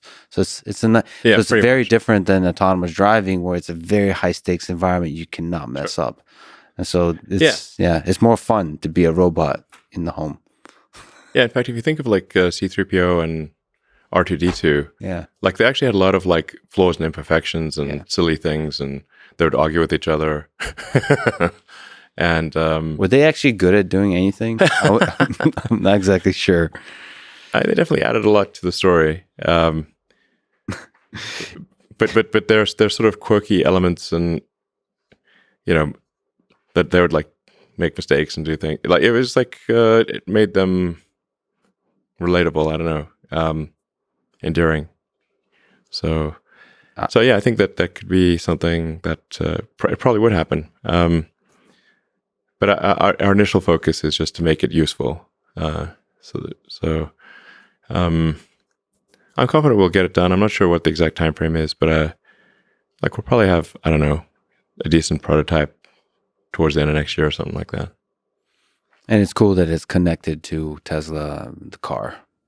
So like it's using a lot of, you know, it would use the Autopilot inference computer and a lot of the training that we've done for cars in terms of recognizing real world things could be applied directly to the robot. So but there's a lot of custom actuators and sensors that need to be developed. Mm-hmm. And an extra module on top of the vector space for love. That's me saying. Okay. We could add that to the car too. That's true. It could be useful in all environments. Like you said, a lot of people argue in the car, so maybe we can help them out. You're a student of history, fan of Dan Carlin's Hardcore History podcast. Yeah, it's great. Greatest podcast ever. Yeah, I think it is actually. It almost doesn't really count as a podcast. Yeah, it's more like a audiobook. Yeah. So you were on the podcast with Dan. I just had a chat with him about it. He said you guys went military and all that kind of stuff. Yeah, it's literally. It was basically. I think it should be titled "Engineer Wars." Essentially, like when there's a rapid change in the rate of technology, then engineering plays a pivotal role in victory and battle. How far back in history did you go? Did you go World War II?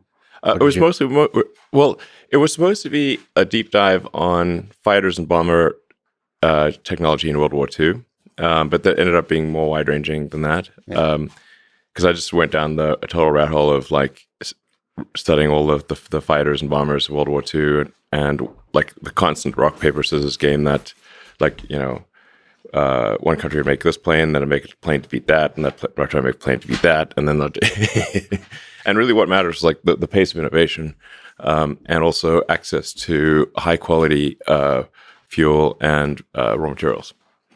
So like Germany had like some amazing designs, but they couldn't make them because they couldn't get the raw materials, and they had a real problem with oil and fuel. Basically, the fuel quality was extremely variable. So the design wasn't the bottleneck. It was like the U.S. had kick-ass fuel that was like very consistent. Like the problem is if you make a very high performance aircraft engine, in order to make it high performance, you have to the fuel, the aviation gas, has to be a consistent mixture, and it has to have a high octane. Like high octane is the most important thing, but also can't have like impurities and stuff because you'll foul up the engine. And Germany just never had good access to oil. Like they tried to get it by invading the Caucasus, but that didn't work too well. That never works well. Didn't work out for them. Shitty Joe. Nice to meet you. So Germany was always struggling with basically shitty oil, and so then they could not they couldn't count on high quality fuel for their aircraft, so then they had to have all these additives and stuff. Whereas the U.S. had awesome fuel, and they provided that to Britain as well. So that allowed the British and the Americans to design aircraft engines that were super high performance, better than anything else in the world. Germany could design the engines; they just didn't have the fuel, and then also the quality of the aluminum alloys that they were getting was also not that great. And so, Is this like you talked about all this with Dan? Yeah. Awesome. Broadly looking at history, when you look at Genghis Khan, when you look at Stalin, Hitler, the darkest moments of human history, what do you take away from those moments? Does it help you gain insight about human nature, about human behavior today? Whether it's the wars or the individuals or just the behavior of people, any aspects of history?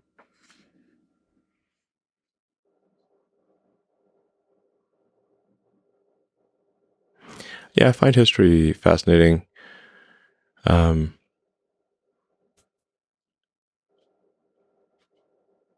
There's just a lot of incredible things that have been done, good and bad, that they help you understand the nature of civilization and individuals. And does it make you sad that humans do these kinds of things to each other? You look at the 20th century, World War II, the cruelty, the abuse of power. Talk about communism, Marxism, and Stalin. Some of these things do. If you like, there's a lot of human history. Most of it is actually people just getting on with their lives. And it's not like human history is just nonstop war and disaster. Those are actually those are intermittent and rare. And if they weren't, then humans would soon cease to exist. But it's just that wars tend to be written about a lot, and whereas like something being like, well, a normal year where nothing major happened doesn't get written about much. But that's most people just like farming and kind of like living their life, being a villager somewhere. And every now and again there's a war, and I think so. But I would say like there aren't very many books that where I just had to stop reading because it was just too dark. But the book about Stalin, The Court of the Red Tsar, I had to stop reading. It was just too dark, rough. Yeah.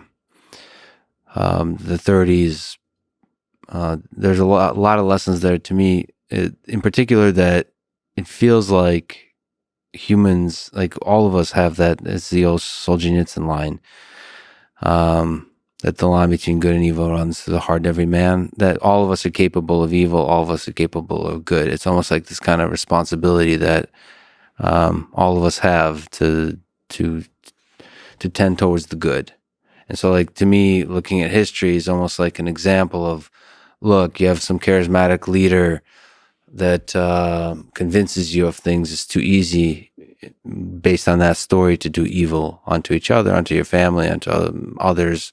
And so it's like our responsibility to do good. It's not like now is somehow different from history. That can happen again. All of it can happen again.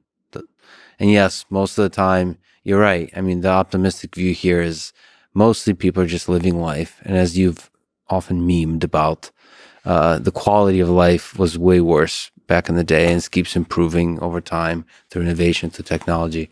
But still, it's somehow notable that these blimps of atrocities happen. Sure. Yeah, I mean, life was really tough for most of history. Really for most of human history, a good year would be one where not that many people in your village died of the plague, starvation, freezing to death, or being killed by a neighboring village. It's like, well, it wasn't that bad. It was only like, we lost 5% this year. That was, it was a good year. That would be par for the course. Yeah. Like just not starving to death would have been like the primary goal of most people throughout history. just making sure we'll have enough food to last through the winter and not freeze or whatever. So now food is plentiful. I have an obesity problem, so. Well, yeah, the lesson there is to be grateful for the way things are now for some of us. We've spoken about this offline.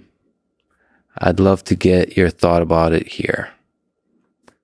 If I sat down for a long-form in-person conversation with the president of Russia, Vladimir Putin, would you potentially want to call in for a few minutes to join in on a conversation with him, moderated and translated by me?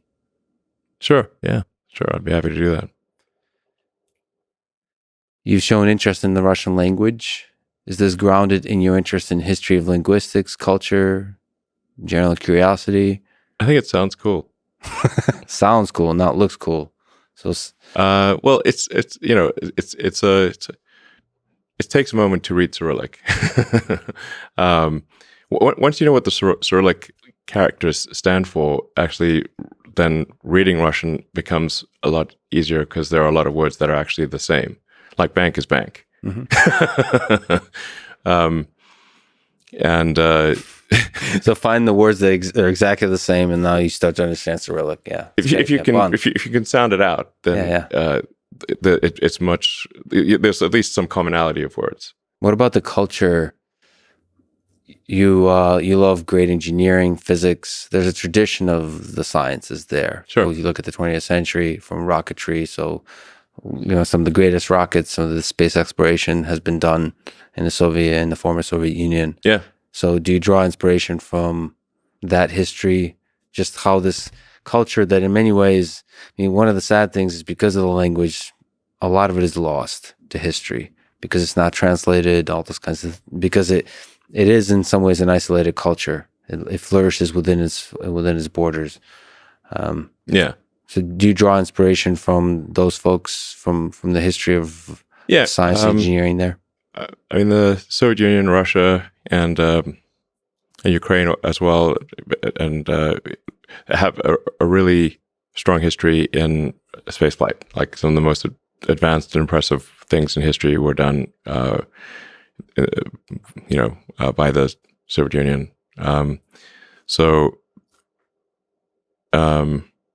One cannot help but admire the impressive rocket technology that was developed. After the sort of fall of the Soviet Union, there's much less that happened. But still things are happening, but it's not quite at the frenetic pace that was happening before the Soviet Union kind of dissolved into separate republics. Yeah, there's Roscosmos, the Russian agency. I look forward to a time when those countries with China are working together. The United States are all working together. Maybe a little bit of friendly competition, but I think friendly competition is good. Governments are slow, and the only thing slower than one government is a collection of governments. So, yeah, the Olympics would be boring if everyone just crossed the finishing line at the same time. Yeah, nobody would watch. Yeah, and people wouldn't try hard to run fast and stuff. So I think friendly competition is a good thing. This is also a good place to give a shout out to a video titled "The Entire Soviet Rocket Engine Family Tree" by Tim Dodd, aka Everyday Astronaut. It's like an hour and a half. It gives the full history of Soviet rockets. Mm-hmm. And people should definitely go check out and support Tim in general. That guy is super excited about the future, super excited about spaceflight. Every time I see anything by him, I just have a stupid smile on my face because he's so excited about stuff. Yeah. I love people like Tim that. Dodd is really great. If you're interested in anything to do with space, he's, in terms of explaining rocket technology to your average person, he's awesome. The best, I'd say. And I should say, part of the reason, I switched us from, Raptor at one point was going to be a hydrogen engine, but hydrogen has a lot of challenges. It's very low density. It's a deep cryogen, so it's only liquid at a very close to absolute zero. It requires a lot of insulation. It's there's a lot of challenges there. And I was actually reading a bit about Russian rocket engine development, and at least the impression I had was that or Soviet Union, Russia, and Ukraine primarily were actually in the process of switching to methalox. And there was some interesting test stand data for ISP.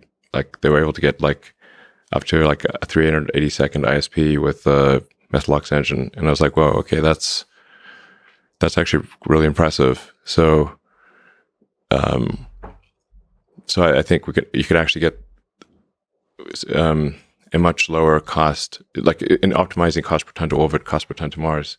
I think methane oxygen is the way to go. And I was partly inspired by the Russian work on the test stands with methalox engines. And now for something completely different. Do you mind doing a bit of a meme review in the spirit of the great, the powerful PewDiePie? Let's say 1 to 11. Just go over a few documents printed out. We can try. Let's try this. I present to you document numero uno. I don't know. Okay. Vlad the Impaler discovers marshmallows. Yeah, that's not bad. So, you get it? Because he likes impaling things? Yes, I get it. I don't know, 3, whatever. Oh, that's not very good. This is grounded in some engineering, some history.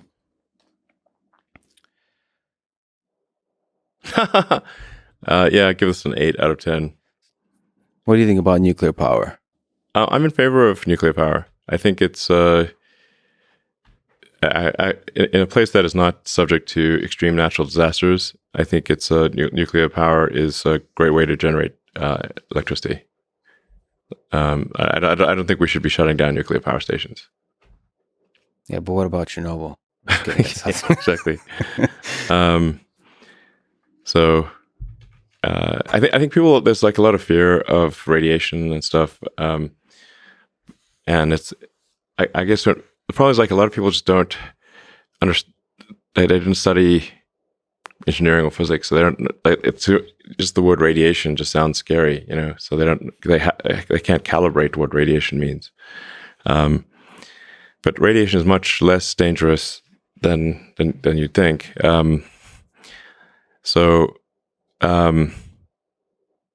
Like for example, Fukushima. You know, when the Fukushima problem happened due to the tsunami, I got people in California asking me if they should worry about radiation from Fukushima, and I'm like, definitely not. Not even slightly. Not at all. That is crazy. And just to show, like, look, this is how, like, the danger is so much overplayed compared to what it really is, that I actually flew to Fukushima, and I donated a solar power system for a water treatment plant, and I made a point of eating locally grown vegetables on TV in Fukushima. Like, I'm still alive. Okay. So it's not even that the risk of these events is low, but the impact of them is the impact is greatly exaggerated. It's just human nature. It's people don't know what radiation is. Like, I've had people ask me, like, what about radiation from cell phones causing brain cancer? I'm like, when you say radiation, do you mean photons or particles? Then like, then I don't know what do you mean photons, particles? Do you mean if let's say photons? What frequency or wavelength? And they're like, no, I have no idea. Like, do you know that everything's radiating all the time? Like, what do you mean? Like, yeah, everything's radiating all the time. Photons are being emitted by all objects all the time, basically. So, and if you want to know what what it means to stand in front of nuclear fire, go outside. The sun is a gigantic, thermonuclear reactor. You're staring right at it. Yeah. Are you still alive? Yes. Okay, amazing. Yeah, I guess radiation is one of the words that can be used as a tool to fearmonger by certain people. That's it. And I think people just don't understand. So I mean, that's the way to fight that fear, I suppose, is to understand, is to learn. yeah, just say like, okay, how many people have actually died from nuclear accidents? It's like practically nothing. And say how many people have died from, coal plants, and it's a very big number. Mm-hmm. So, like, obviously, we should not be starting up coal plants and shutting down nuclear plants. It just doesn't make any sense at all. Coal plants, like, I don't know, 100 to 1,000 times worse for health than nuclear power plants. You want to go to the next one? It's really bad. It's that 90, 180, and 360 degrees. Everybody loves the math. Nobody gives a shit about 270. It's not super funny. Yeah, I don't know, like 203. Yeah. This is not, LOL situation. Yeah.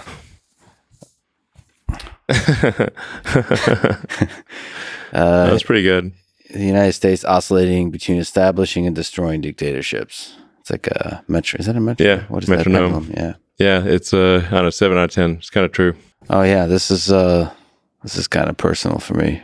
Next one. Oh man, is this Leica? Yeah. Well, no, this is Or it's like referring to Leica or something?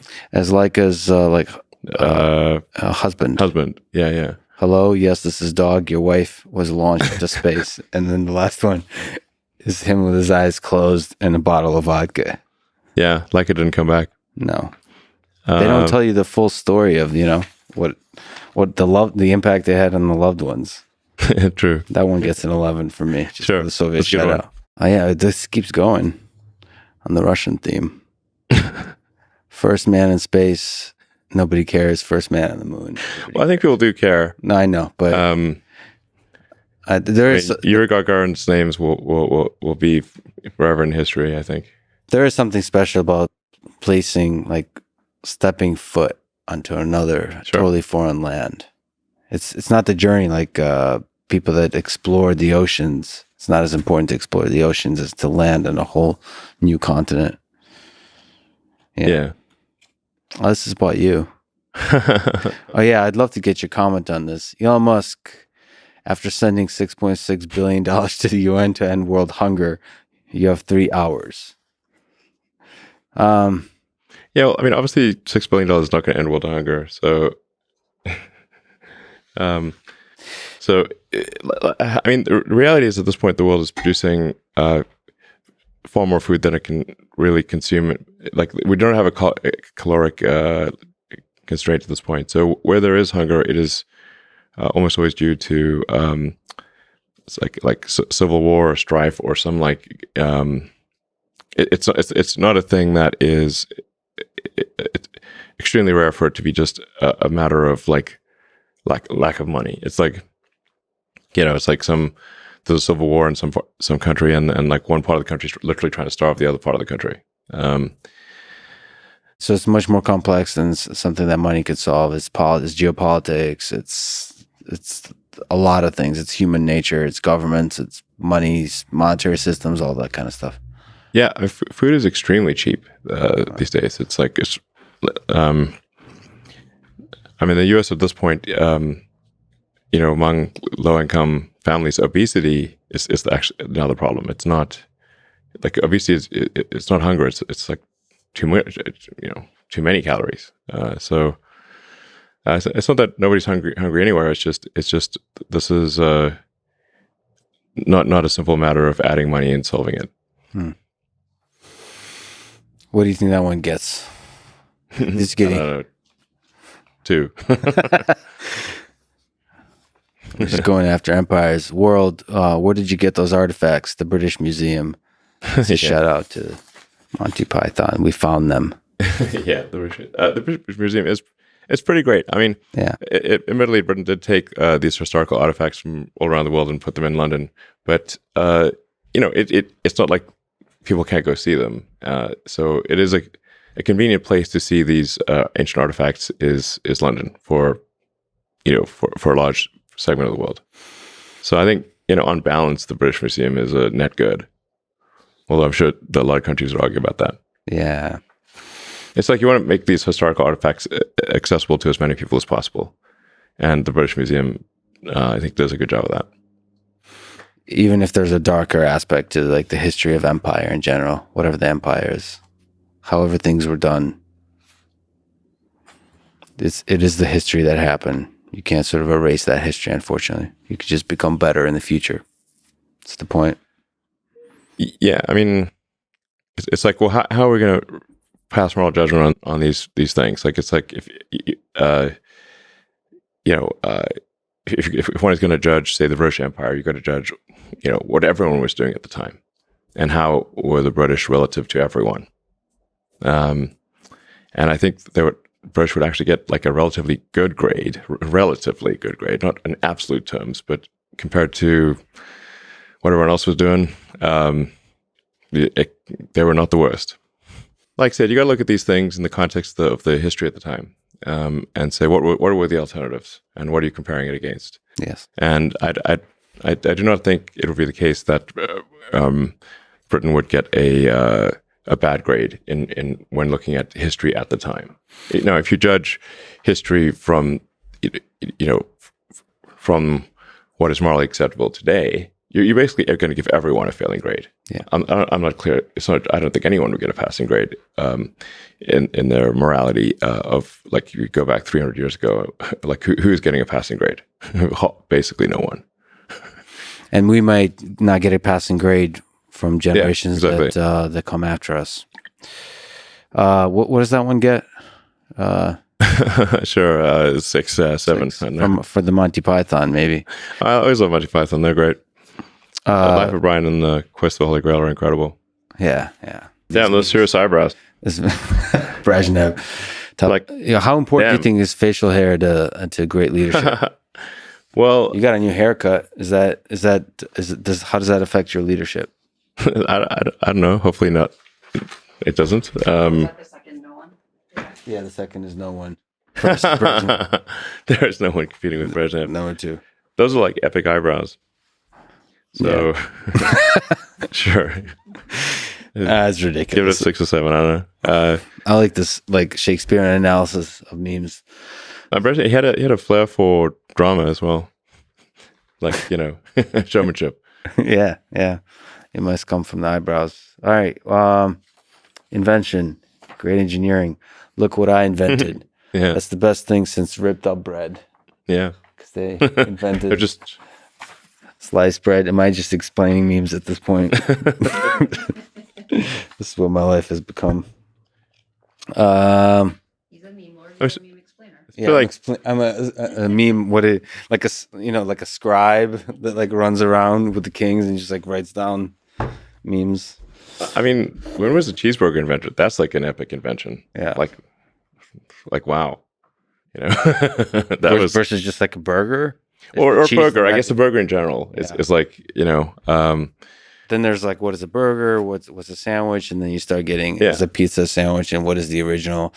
It gets into an ontology argument. Yeah, but everybody knows, like, if you order like a burger or cheeseburger or whatever, and you get like tomato and some lettuce and onions and whatever, and mayo and ketchup and mustard. It's like epic.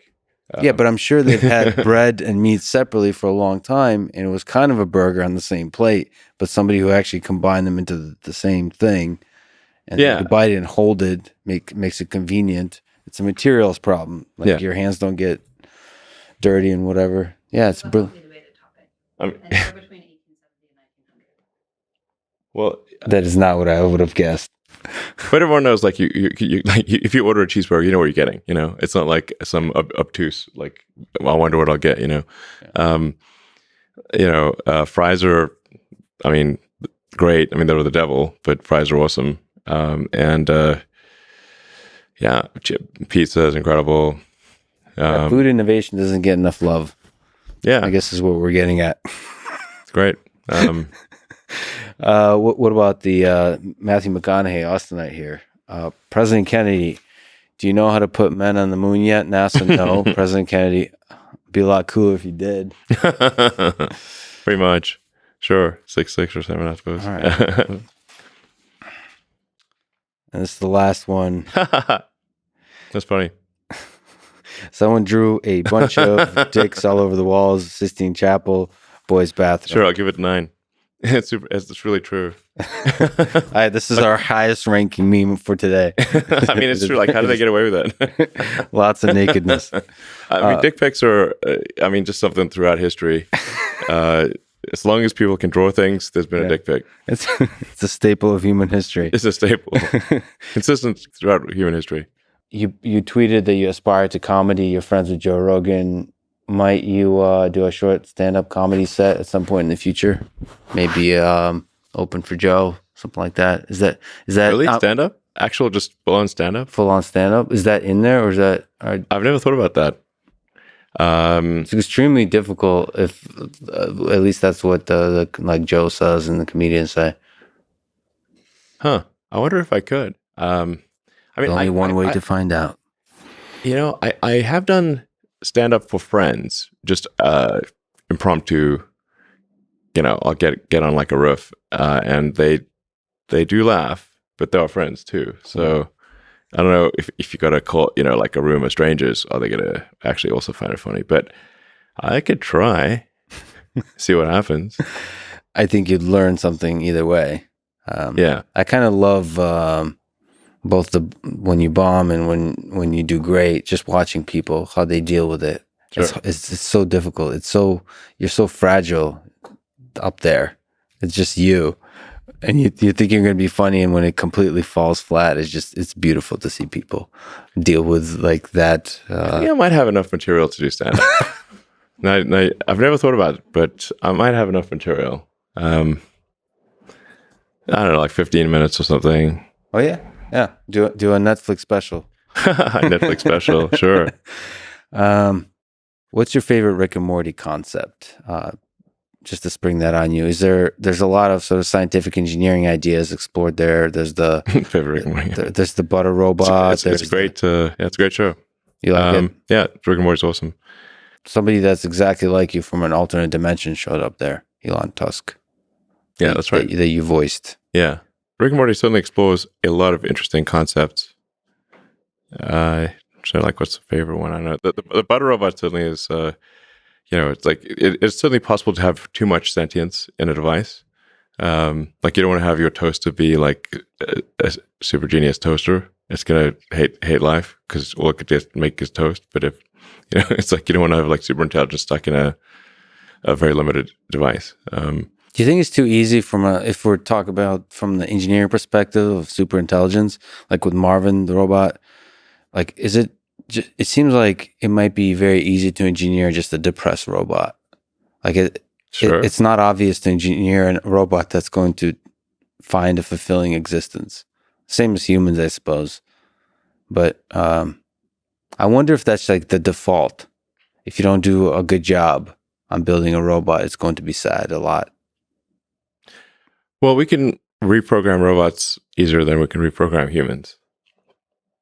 So I guess if you let it evolve without tinkering, then it might get sad. But you can change the optimization function and have it be a cheery robot.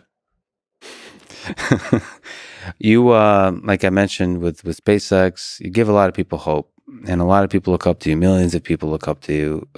If we think about young people in high school, maybe in college, what advice would you give to them about if they want to try to do something big in this world, they want to really have a big positive impact? What advice would you give them about their career, maybe about life in general?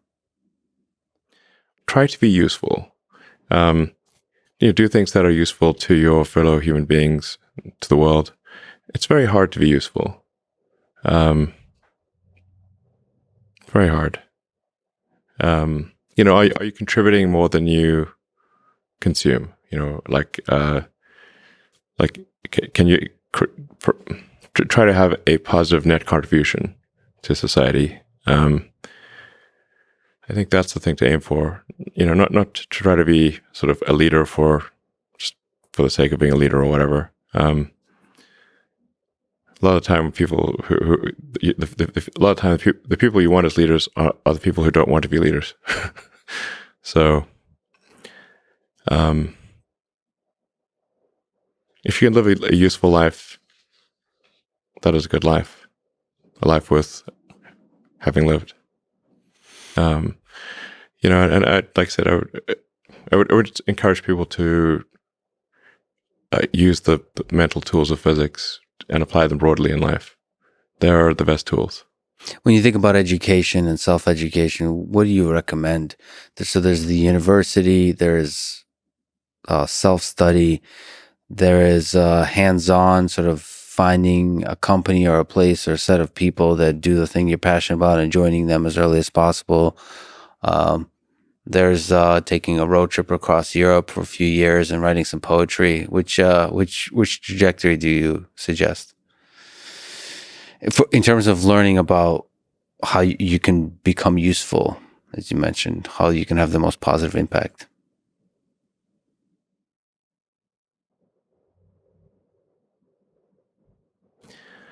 Well, I'd encourage people to read a lot of books. Just read, basically try to ingest as much information as you can, and try to also just develop a good general knowledge. So you at least have like a rough lay of the land of the knowledge landscape. Try to learn a little bit about a lot of things. Because you might not know what you're really interested in. How would you know what you're really interested in if you at least aren't like doing a peripheral exploration of broadly of the knowledge landscape? And talk to people from different walks of life and different industries and professions and skills and occupations. Like, just try learn as much as possible. Man's search for meaning. Isn't the whole thing a search for meaning? Yeah, what's the meaning of life and all, But just generally, like I said, I would encourage people to read broadly in many different subject areas, and then try to find something where there's an overlap of your talents and what you're interested in. So people may be good at something, or they may have skill at a particular thing, but they don't like doing it. Mm-hmm. So you want to try to find a thing where that's a good combination of the things that you're inherently good at, but you also like doing. And reading is a super fast shortcut to figure out where are you both good at it, you like doing it, and it will actually have positive impact. Well, you got to learn about things somehow. So reading a broad range, like just really read it. At one point when I was a kid, I read through the encyclopedia, so that was pretty helpful. And all sorts of things I didn't even know existed. A lot, so obviously. And it's like as broad as it gets. Encyclopedias were digestible, I think. 40 years ago. Maybe read through the condensed version of the Encyclopedia Britannica. I'd recommend that. You can always skip subjects where you read a few paragraphs and you know you're not interested. Just jump to the next one. So read the encyclopedia or skim through it.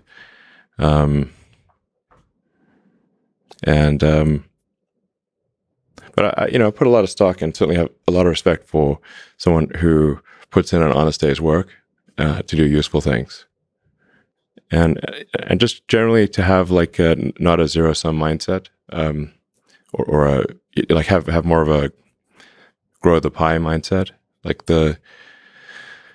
If you sort of say when we see people perhaps including some very smart people kind of taking an attitude of doing things that seem morally questionable, it's often because they have at a base sort of axiomatic level a zero-sum mindset, and they, without realizing it, they don't realize they have a zero-sum mindset, or at least they don't realize it consciously. And so if you have a zero-sum mindset, then the only way to get ahead is by taking things from others.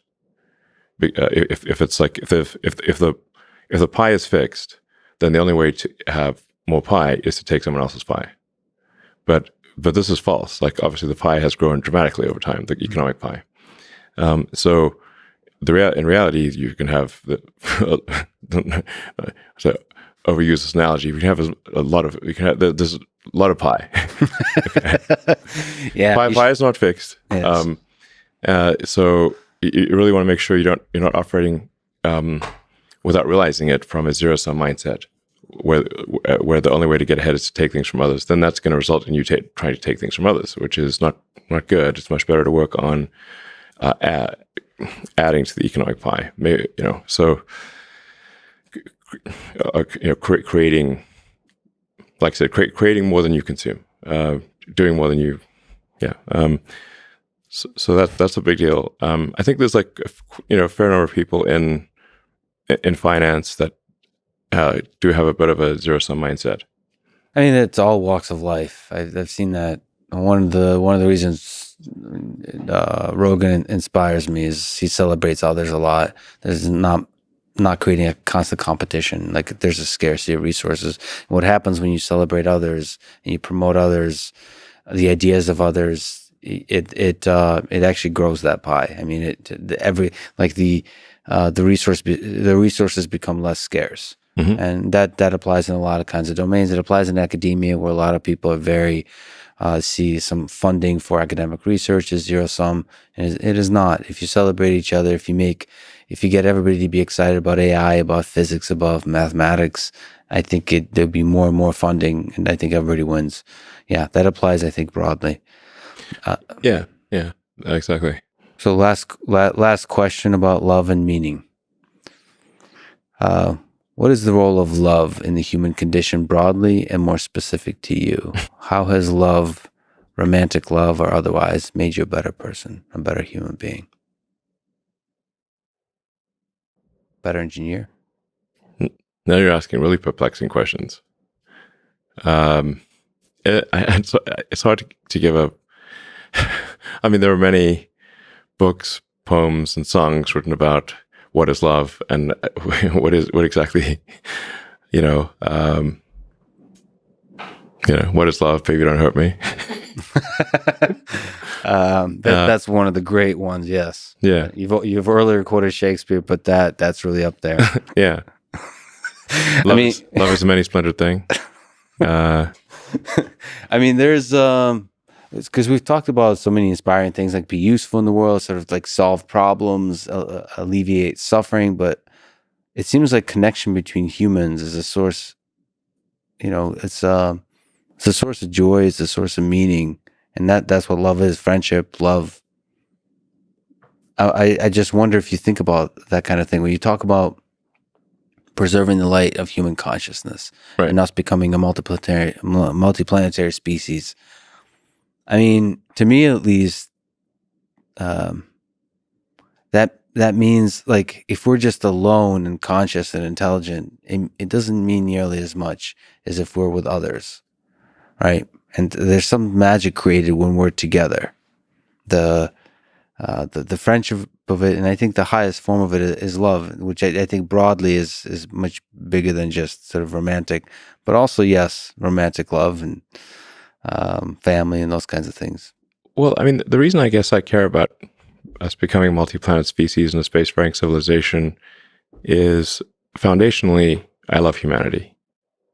And so I wish to see it prosper and do great things and be happy. And if I did not love humanity, I would not care about these things. So when you look at the whole of it, the human history, all the people who's ever lived, all the people alive now, it's pretty. We're okay. on the whole, we're pretty interesting bunch.